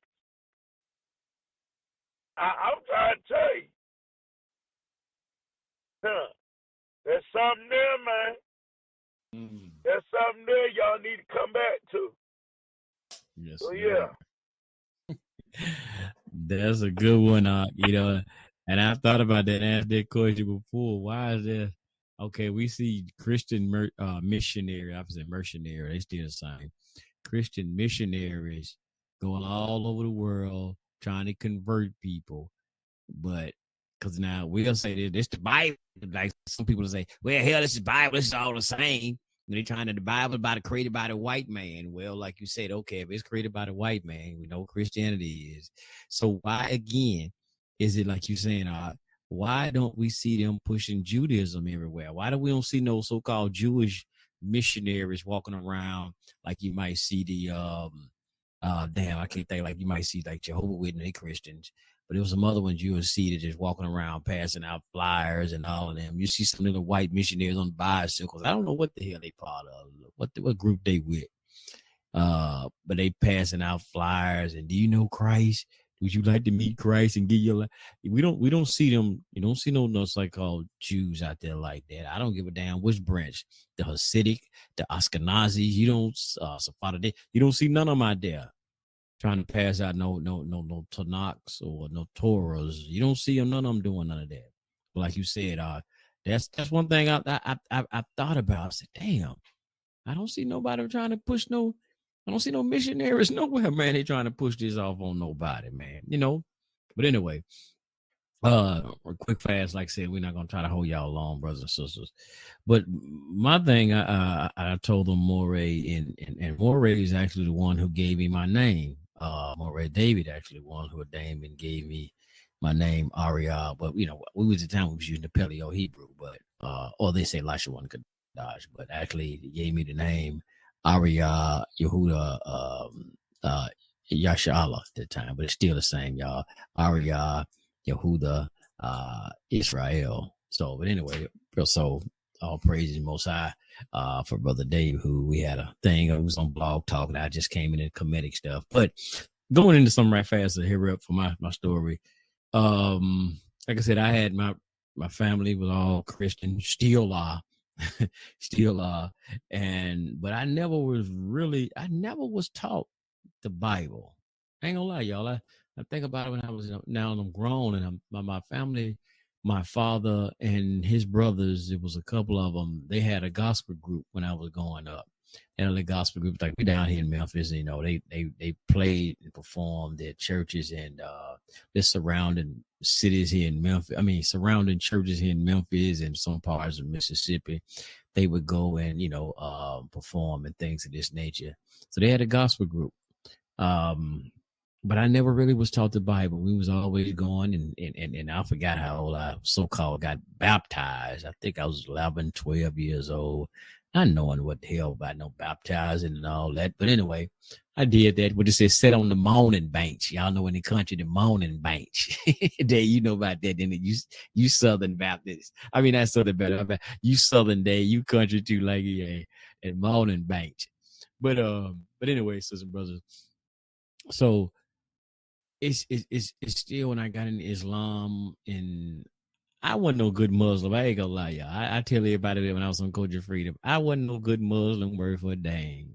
Not a dang, y'all. I ain't said other word. I really didn't keep like the Ramadan. I might start off for 2 weeks doing good. I never completed no Ramadan, no none of that. I ain't gonna lie, y'all. I make excuses for doing by salats. I might do sometime all 5 every day. Let me do this here. I make up a salat, you know what I'm saying? I wasn't good, y'all. I wasn't never doing the right thing, y'all. But my thing is with my family, what made me really just start as I started getting into this, and I took up like all kind of Bible courses. Like I said, told y'all on one of the last shows, I got certificates, man, out the yin yang and Bible courses and things that I took up, but it was all under Christianity though, right? So I was indoctrinated in this Christianity doctrine, but never really in Torah, never really into Tanakh. They'll touch on it, but it always related back to Jesus. But anyway, reason I think spiritually, I realized and started recognizing myself, especially when I met my brother Dave. He kept on, we was on Culture Freedom. We was hosting a show on Culture Freedom. We hadn't been on that in a while, Culture Freedom Radio Network. But my brother and I, he came on, he was always talking about he was a Hebrew. And we kind of, like my brother, we were kind of debating Dave a little bit.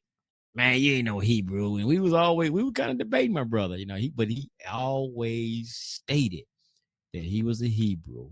My favorite's in Hebrew. I'm a Hebrew. He stayed on that. I don't give a damn what y'all say. My brother, David, he always stated that he was a Hebrew. He kept that nationality. I don't give a damn what y'all say. He always claimed he was a Hebrew. I've been knowing him, brother, with a couple of years now. So it's just something one day, you know, it just started resonating with me. And I started thinking about Dave, like, man, that brother always talking about a Hebrew. And I know, like, he ain't with Dr. York, you know, because I was under Dr. York before I even met Dave. So even my brother kept on saying it. It made me start looking back at that again. And at that time, still again, I'm in the Kemet. And I'm here seeing all the debates. I used to watch Sonnet a lot. I always seen a debate talking about Mod and who Mod first, and I was looking at the Kemet on trial and all of this. And things started hitting me like, and I'm looking at our condition as a people in America. And I was like, man, these people always talk about the law of Mod and this, that, and another. And I had the Per Haru. I'm like, okay, we talk about this. But one thing I'm constantly hearing these brothers calling themselves Israelites. I'm constantly hearing them saying is, we got to get back to the law. We got to teach our people the law, the law, the law, the law. That's all I'm hearing them say, the law, the law. And I'm seeing our people out here being lawless, like Paul teach them, y'all. Like Paul teaching people to be lawless. You don't have to obey by the law. You're not under the schoolmaster. Teaching our people to be lawless. And I'm seeing our people just doing just that. And I was like, damn, man, as a people, they say that black people or so-called black people are the most spiritual people on the planet. But like, I'm like, damn, well, why are we acting so damn immoral? And that's just my mind, y'all. And what I was seeing, I said, man, we are acting so doggone immoral out here as a people. I'm like, damn, they always talking about the laws of Ma'at, but they need to be teaching it. I said, damn, one thing about the Hebrews, which I do like, they are trying to get our people with some morality. They are teaching our people some morality. You know, sisters, cover yourselves up. Quit looking like Nicki Minaj and what's her name? The one call herself the Stallion. I ain't gonna say Megan. I'm gonna say Megan, not the Stallion, but Megan and the Cardi B's and and all of these other stuff.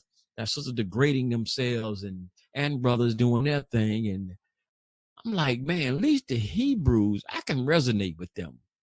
I like what they're saying.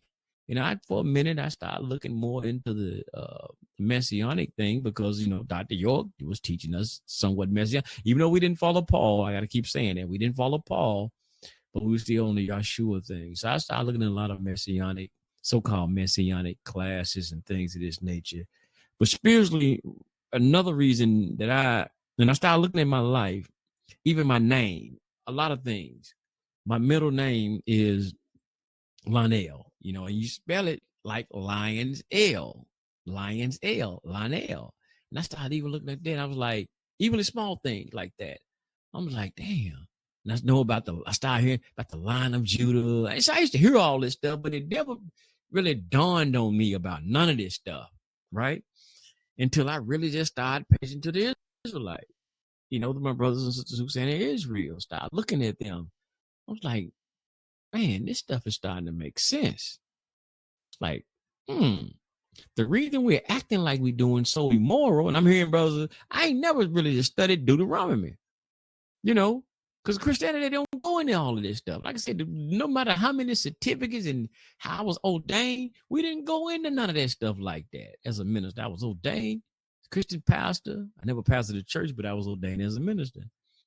But we never went into things like that. So I'm hearing the Hebrews constantly because that's all you hear, is the camps. And basically, I was into the camps. I didn't know about Tanakh only congregations at this time. I'm constantly hearing them. Deuteronomy 28, Deuteronomy 28. It's like, man, hold on. Let me pay attention to Deuteronomy 28. Man, what's this Deuteronomy 28 stuff? And so more I looked at it, I'm like, that's why I'm seeing our people so damn immoral. It sure ain't lying. And I'm seeing it because I'm already looking at this as a Kemetic brother saying this. And then they hollering Deuteronomy 28, Deuteronomy 28. And I was like, I can believe that. Hey, something to this. There's something to this Deuteronomy 28 stuff. And our people. Our head, you can't tell us nothing. Ezekiel, son of man, go to these people. They're hard-headed, stiff-necked people. Even Moses said it. The Most High told Moses that, I would say. But even in my family, I looked at how on both sides, I told Dave this, and I said it on Culture Freedom. On both sides of my family, we have a long line of even though it's preachers, Christian pastors, but I have had a long line of spiritual teachers or leaders because they were head pastors in their churches. On both sides of my family, I think about 7 or 8 on basically each side of my family, my father's side and my mother's side. And some still are, have been coming ordained as pastors. So I looked at that as two, and I was like, that ain't no coincidence either. I said, I know they Christians, but still this thing about becoming ministers. And I started about the Levites, even though I know we, probably saying we're not Levites, but I started about the Levites and things of this nature. So I just looked at my brothers and sisters. Like I said, I can't prove to you far as historical records and none of that stuff that say I'm an Israelite, but it's so many things that line I looked at that in my life that line up that say, hey man, you, and I had once before, I was at a store and it was an Ethiopian was at this store, right? And I went in there one day and he was reading some kind of book and I seen the Ethiopian script because I've seen it before on certain things. And I was like, hey, brother, I said, that Ethiopian script. He's like, yeah, how you know? I said, yeah, I just recognize it from somewhere else. He's like, yeah, that's Ethiopian script. He's like, hey, where your family from? I said, my family out of Mississippi. He's ever did any local record on your family? I'm like, nah. He said, man, you look like you got Ethiopian in your blood. He said, you like Ethiopian in blood. He said, because he said, where your family from? I said, Mississippi. He said, yeah, you probably do. He said, because now he's Ethiopian. Now you can see he's straight out. What I don't want to say 100%. Y'all know how we say he's straight out 100% Ethiopian. But you could tell in the ones who just probably came over here a couple of years ago. You could tell because I talk to a lot of them now. I be messing with it. I say, hey, you from Ethiopia? Yeah, how you know? That's like the phenotypes and so and so. So, but anyway, he was like, because there was a lot of Ethiopians that came over here, and they migrated over here, and they went to Mississippi. He said, you need to check your history. And I was like, wow. And I was excited when I left there, man. I was excited about that. I was like, Ethiopia? I'm like, God damn, I might be Ethiopian. So I was excited about that. And it's funny earlier how even too, my brother Moray was talking about the Beta Israel. And so when I started looking at all that, remembering all of this stuff flash back in my mind, I'm like, damn, the brother said I might be. I said, man, it's something to this, man. It's something to this. So spiritually and a lot of other things, like I said, just small things. Why did my mother even come up with the name Lionhead? That's why my brother even gave me the name, like Aria and all this, because of my name. It's just so many things that I've seen. Like I said, I can't tell y'all. I got no birth records. My family, you know, they don't know here because a lot of them, they don't even pay attention to the history. Can't tell me nothing about history. I try to ask them certain things. Certain things they might go back to my great grandmothers. They might say they had Native American blood, but that's basically it for them that they can tell me. But that is one reason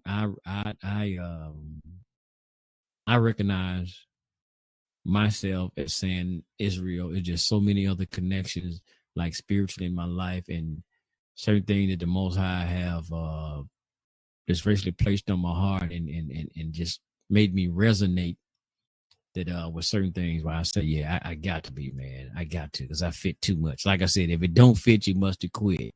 It's so many things that fit for me. And they say, yeah, I don't give a damn what nobody say, and they can't talk. Like I said, man, don't let nobody discourage you. You can't discourage me and tell me I don't give a damn what you say. I mean, excuse my French, but I don't care what you say, man. I got too many, like I said, they say signs and wonders. Got too many signs and too many things pointing in that direction. Now, some people say, well, the white man made that Bible up. Well, if he made it up, he made up too many things that fit, y'all. And check this out. Since I said that, the white man made the Bible up. You know, brothers be saying that that's the white man made up Bible. And that is funny, right? If the so-called white man, as they say, made this Bible up, and the things that we talk about, these curses or the punishments or chastisement, however we might call it, that means that the white man, he sitting down, right? He's sitting down. He don't wrote this book out. He don't made this book up. He don't wrote it out. So he's like, you know what? We're gonna go through this book, and we're gonna, where it says this in Deuteronomy and some of these other places, we're gonna go through that and we're gonna act out this stuff. We're gonna act it out. We're gonna take these people, we're gonna do this to them, we're gonna do this in accordance to Deuteronomy. They don't know, because they ain't gonna read this, because we know we got them under slavery. They're not supposed to read. They outlawed. They can't read. So we're gonna do this to them. We're gonna, like we was reading earlier, that how they sell a little boy for a harlot and a little girl for wine. They sitting there reading this book and acting out all of this stuff that's in this book, like a reenactment. So, you know, when y'all say that the white man wrote the Bible, so he's reenacting all of this stuff he wrote out in the Bible to make it look like it's actually authentic. So that's what y'all are saying. Huh? Well, it's just prophecy from our ancestors. Is this prophecy from our ancestors, or is it the Europeans acting out what he's read in a book, or his ancestors written in the book, and they are just acting this stuff out, like a Harry Potter book or something of that nature? Which one is it, y'all? Which one is it? And it just so happened how we are going. What we ain't reading the book, we're like, well, you know what? We're gonna be rebellious. I read in the Bible as a black, you know, these people that the Israelites, they were rebellious people. Let's act like that. Let's act like the book of Isaiah. Is that what we doing? We acting out what we read in the book too? We don't read the book first, and now we decide to be actors, and we're gonna act out what's in the book. So that's what y'all trying to tell us, who really don't believe in the Bible. That's what y'all, because the white man wrote it out, and we acting out what he wrote out. This is a script. Basically, this is a Hollywood script that they are actors and we are actors too. That's what I think they want us to somebody out there think. I think that's what they want us to believe, Brother Moray. This is a script book that we're reading from.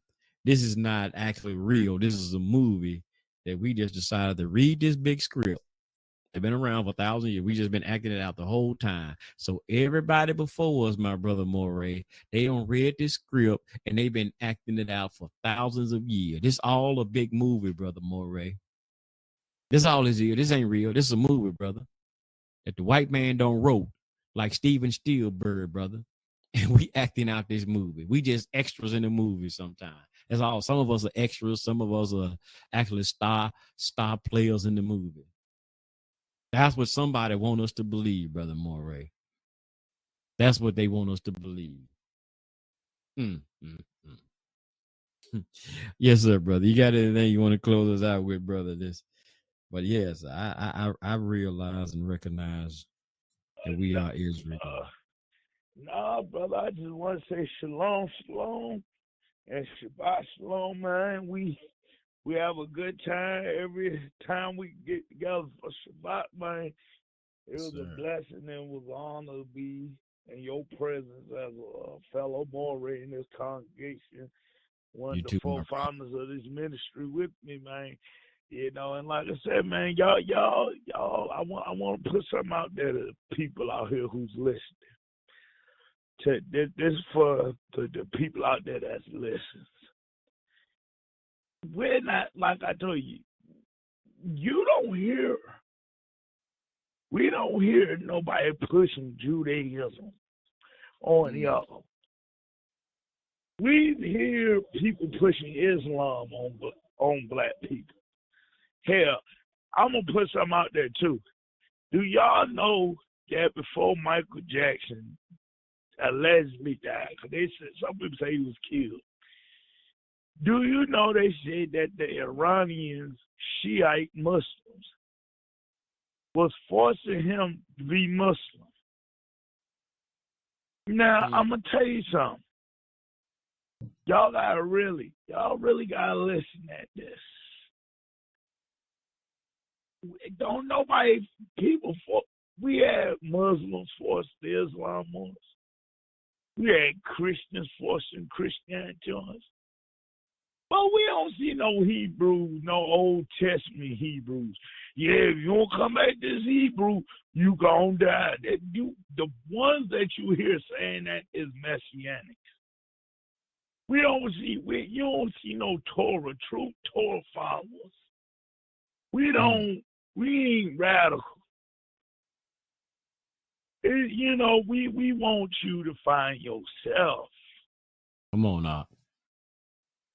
And so, like I quoted earlier, Job 8:8, I prepare you to search for your forefathers. We want y'all to search for yourself. We sitting up here like Baptist ministers. Oh yeah, you gotta come at Jesus. No. When the brother was saying earlier, he was teaching earlier. That's why you heard me say that's right. He was going in. His brother was going there earlier. Then let me tell you something. We need that. Even with Khalid Muhammad, they said Khalid Muhammad before he died. Some people say he was killed. Some people say he was killed because they ain't risen. But just listen. He came back. He was coming back to a Torah. He was laying off all that black power stuff.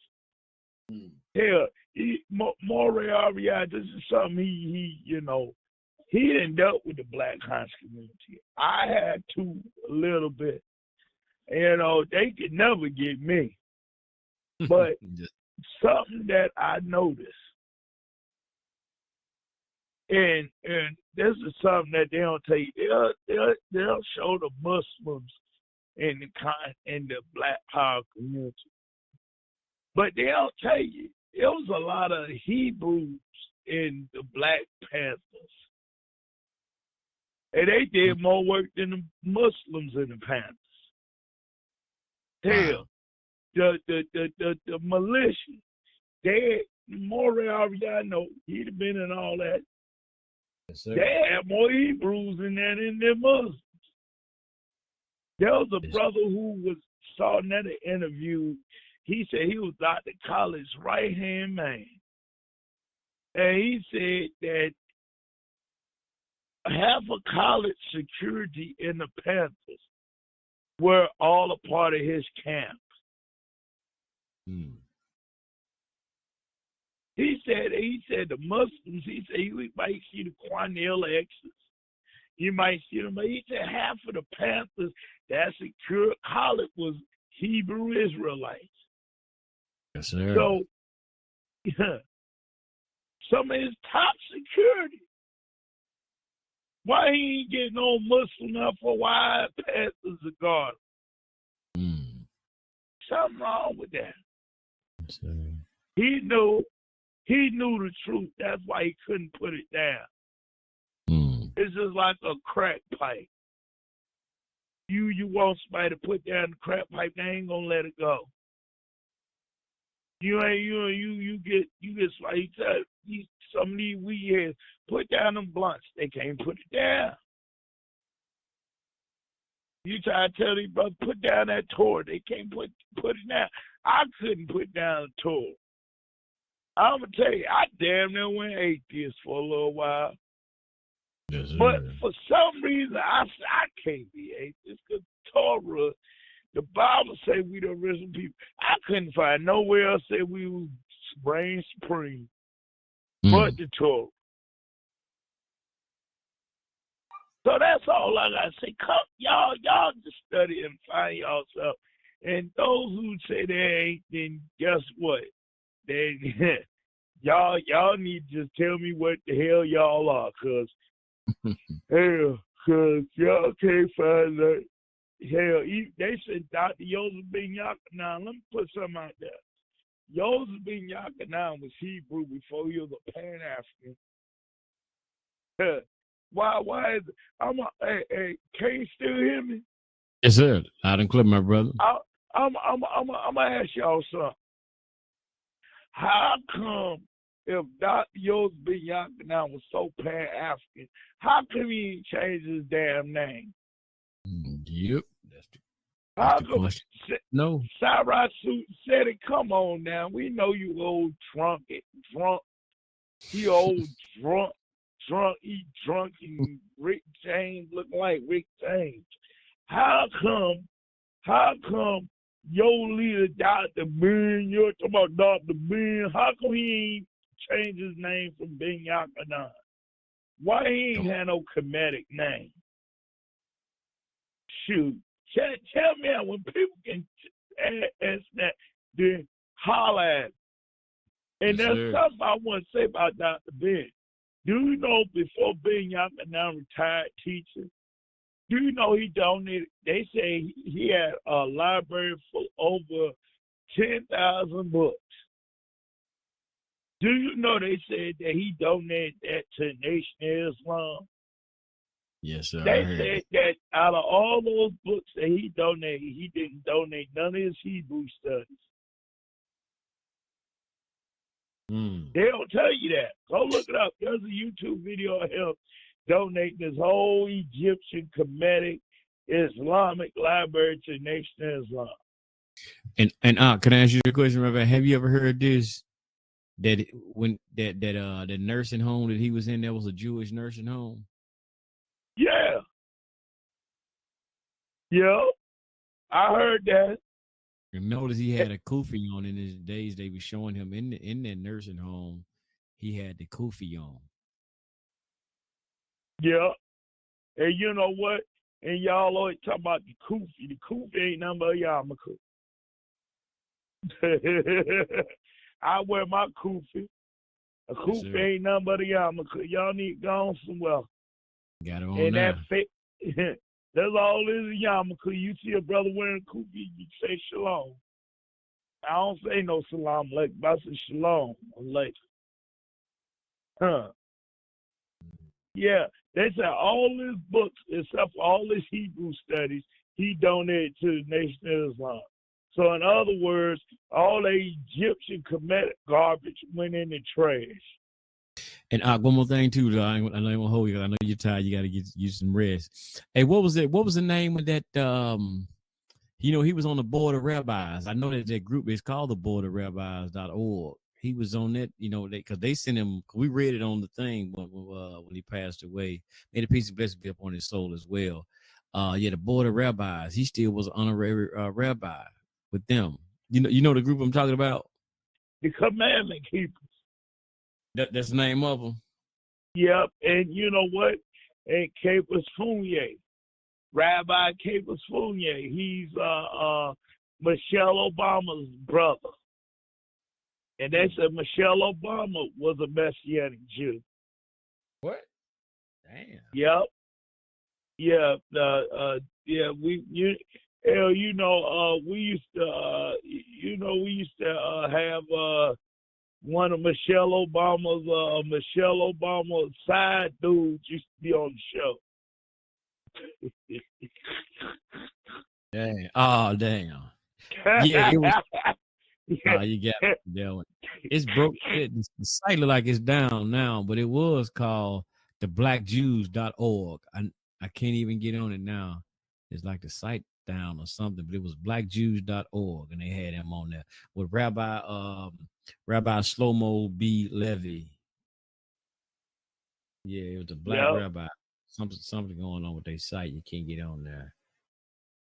Yeah, so I don't know their site down. But yeah, they had a thing when he passed away. They had something talk about Dr. Ben, and he was on the board of rabbis with them, the Black Jews on .org. So maybe one day it'll come up and we'll find it again. But yes, sir, brothers and sisters, it's this thing. Going back to something you was talking about right fast, brother, because like I said, even when they have it on the 12th annual Israelite Holocaust Remembrance and Observance Day, when I most I willing that I can get a chance to catch that, I send you some pictures and stuff, brother. Yeah, maybe I can get some footage down there too and put it up on our YouTube channel. Oh, y'all too, don't forget to check out our YouTube channel as well. On it's called same thing, Liberation Tabernacle of Yah. Check out the Liberation Tabernacle of Yah on YouTube as well, sisters and brothers. But there's some things that we don't have on here on the podcast that we'd have on YouTube. So you want to check out both of them as well. And certain things on YouTube, certain things on the podcast that we don't have on the YouTube. So y'all check out both things, the YouTube channel, and don't forget to check out our podcast under the same name, Liberation Tabernacle of Yah. But right fast, want to get into the right fast, brother. I know we got to go.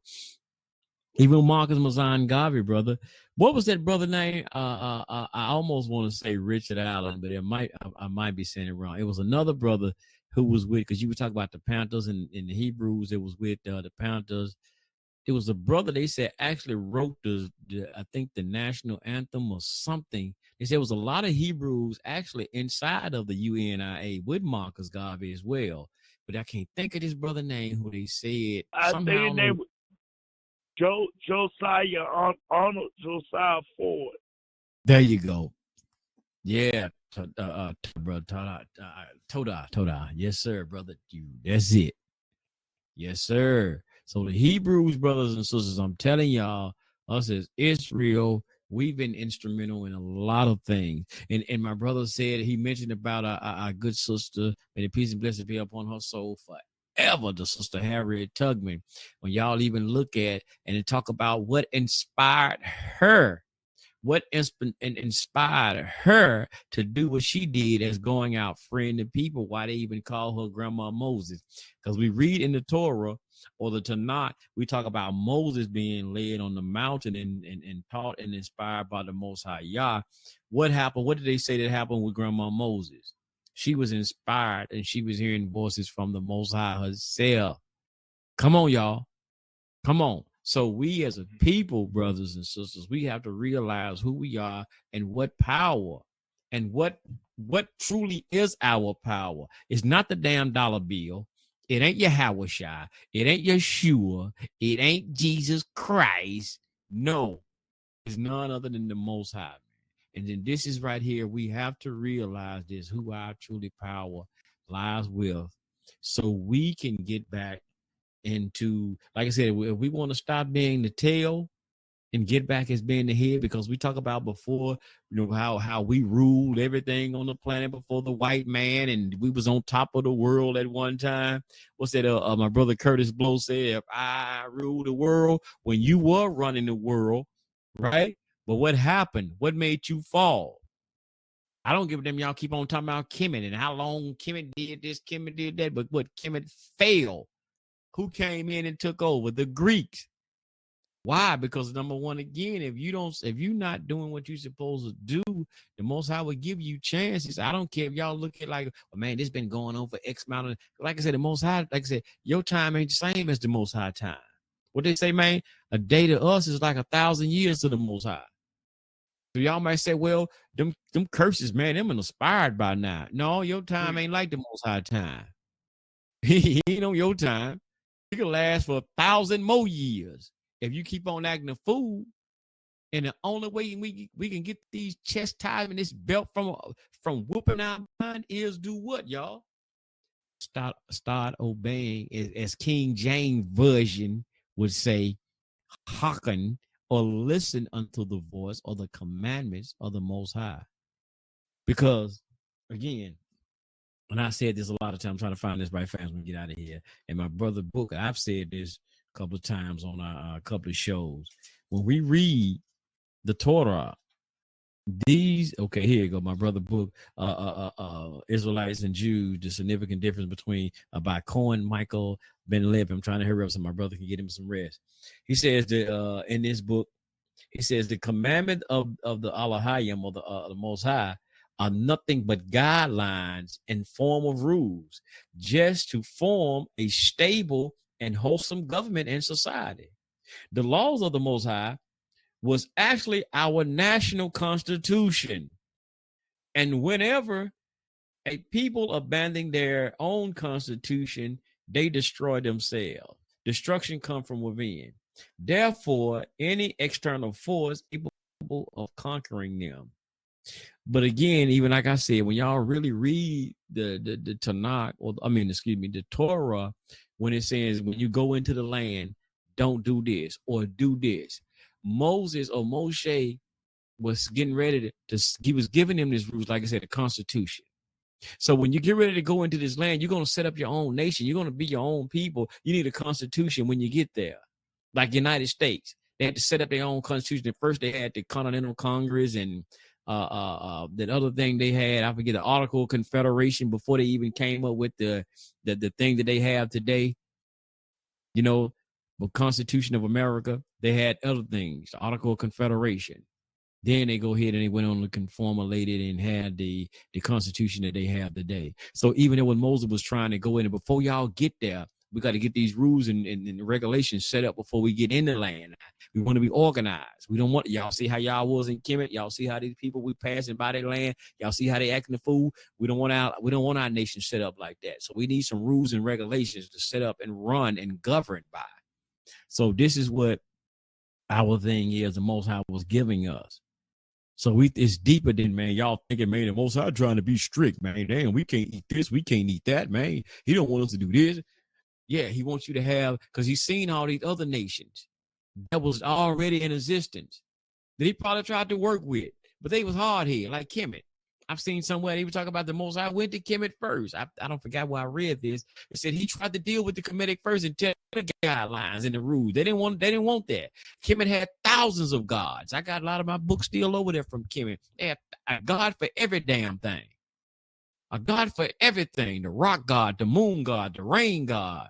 As they say, netters, which they might talk about, they were dealing with cosmology, but they had a deity for this, a deity for everything. See, we just got Yah. We don't need all that. We just say, hey, man, Yah is the creator of the rain. He's the power of the rain. He's the power of the wind. There's one source. They got thousands. They break down the source up in thousands of deities.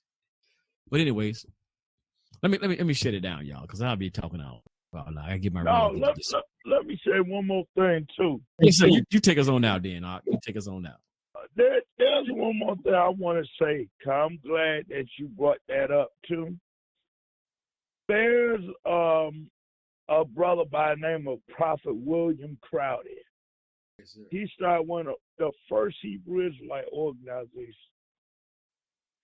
One of the oldest synagogues in the USA is in Virginia, Temple Bethel. It was founded by a guy by the name of Prophet William Crowder. I've been there to services before, and I know some brothers there. I'm here to tell you, one of the first Hebrew Israelite camps was started here in VA. One of the oldest synagogues. I'm talking about started in the 1800s.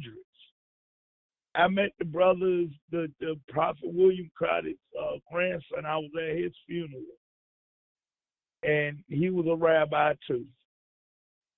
I'm gonna tell you something. That's history. Prophet William Crowder, and it's crazy because Marcus Garvey studied under William Crowder. All of them.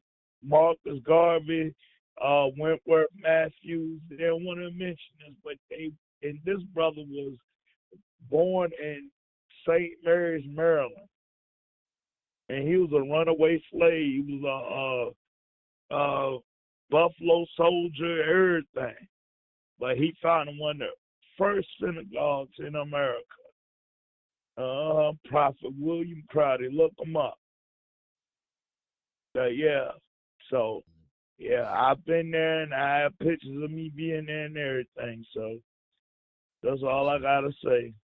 And I must say Shabbat Shalom to everybody and the Moreh Ariah Israel. It's a blessing being with you, brother.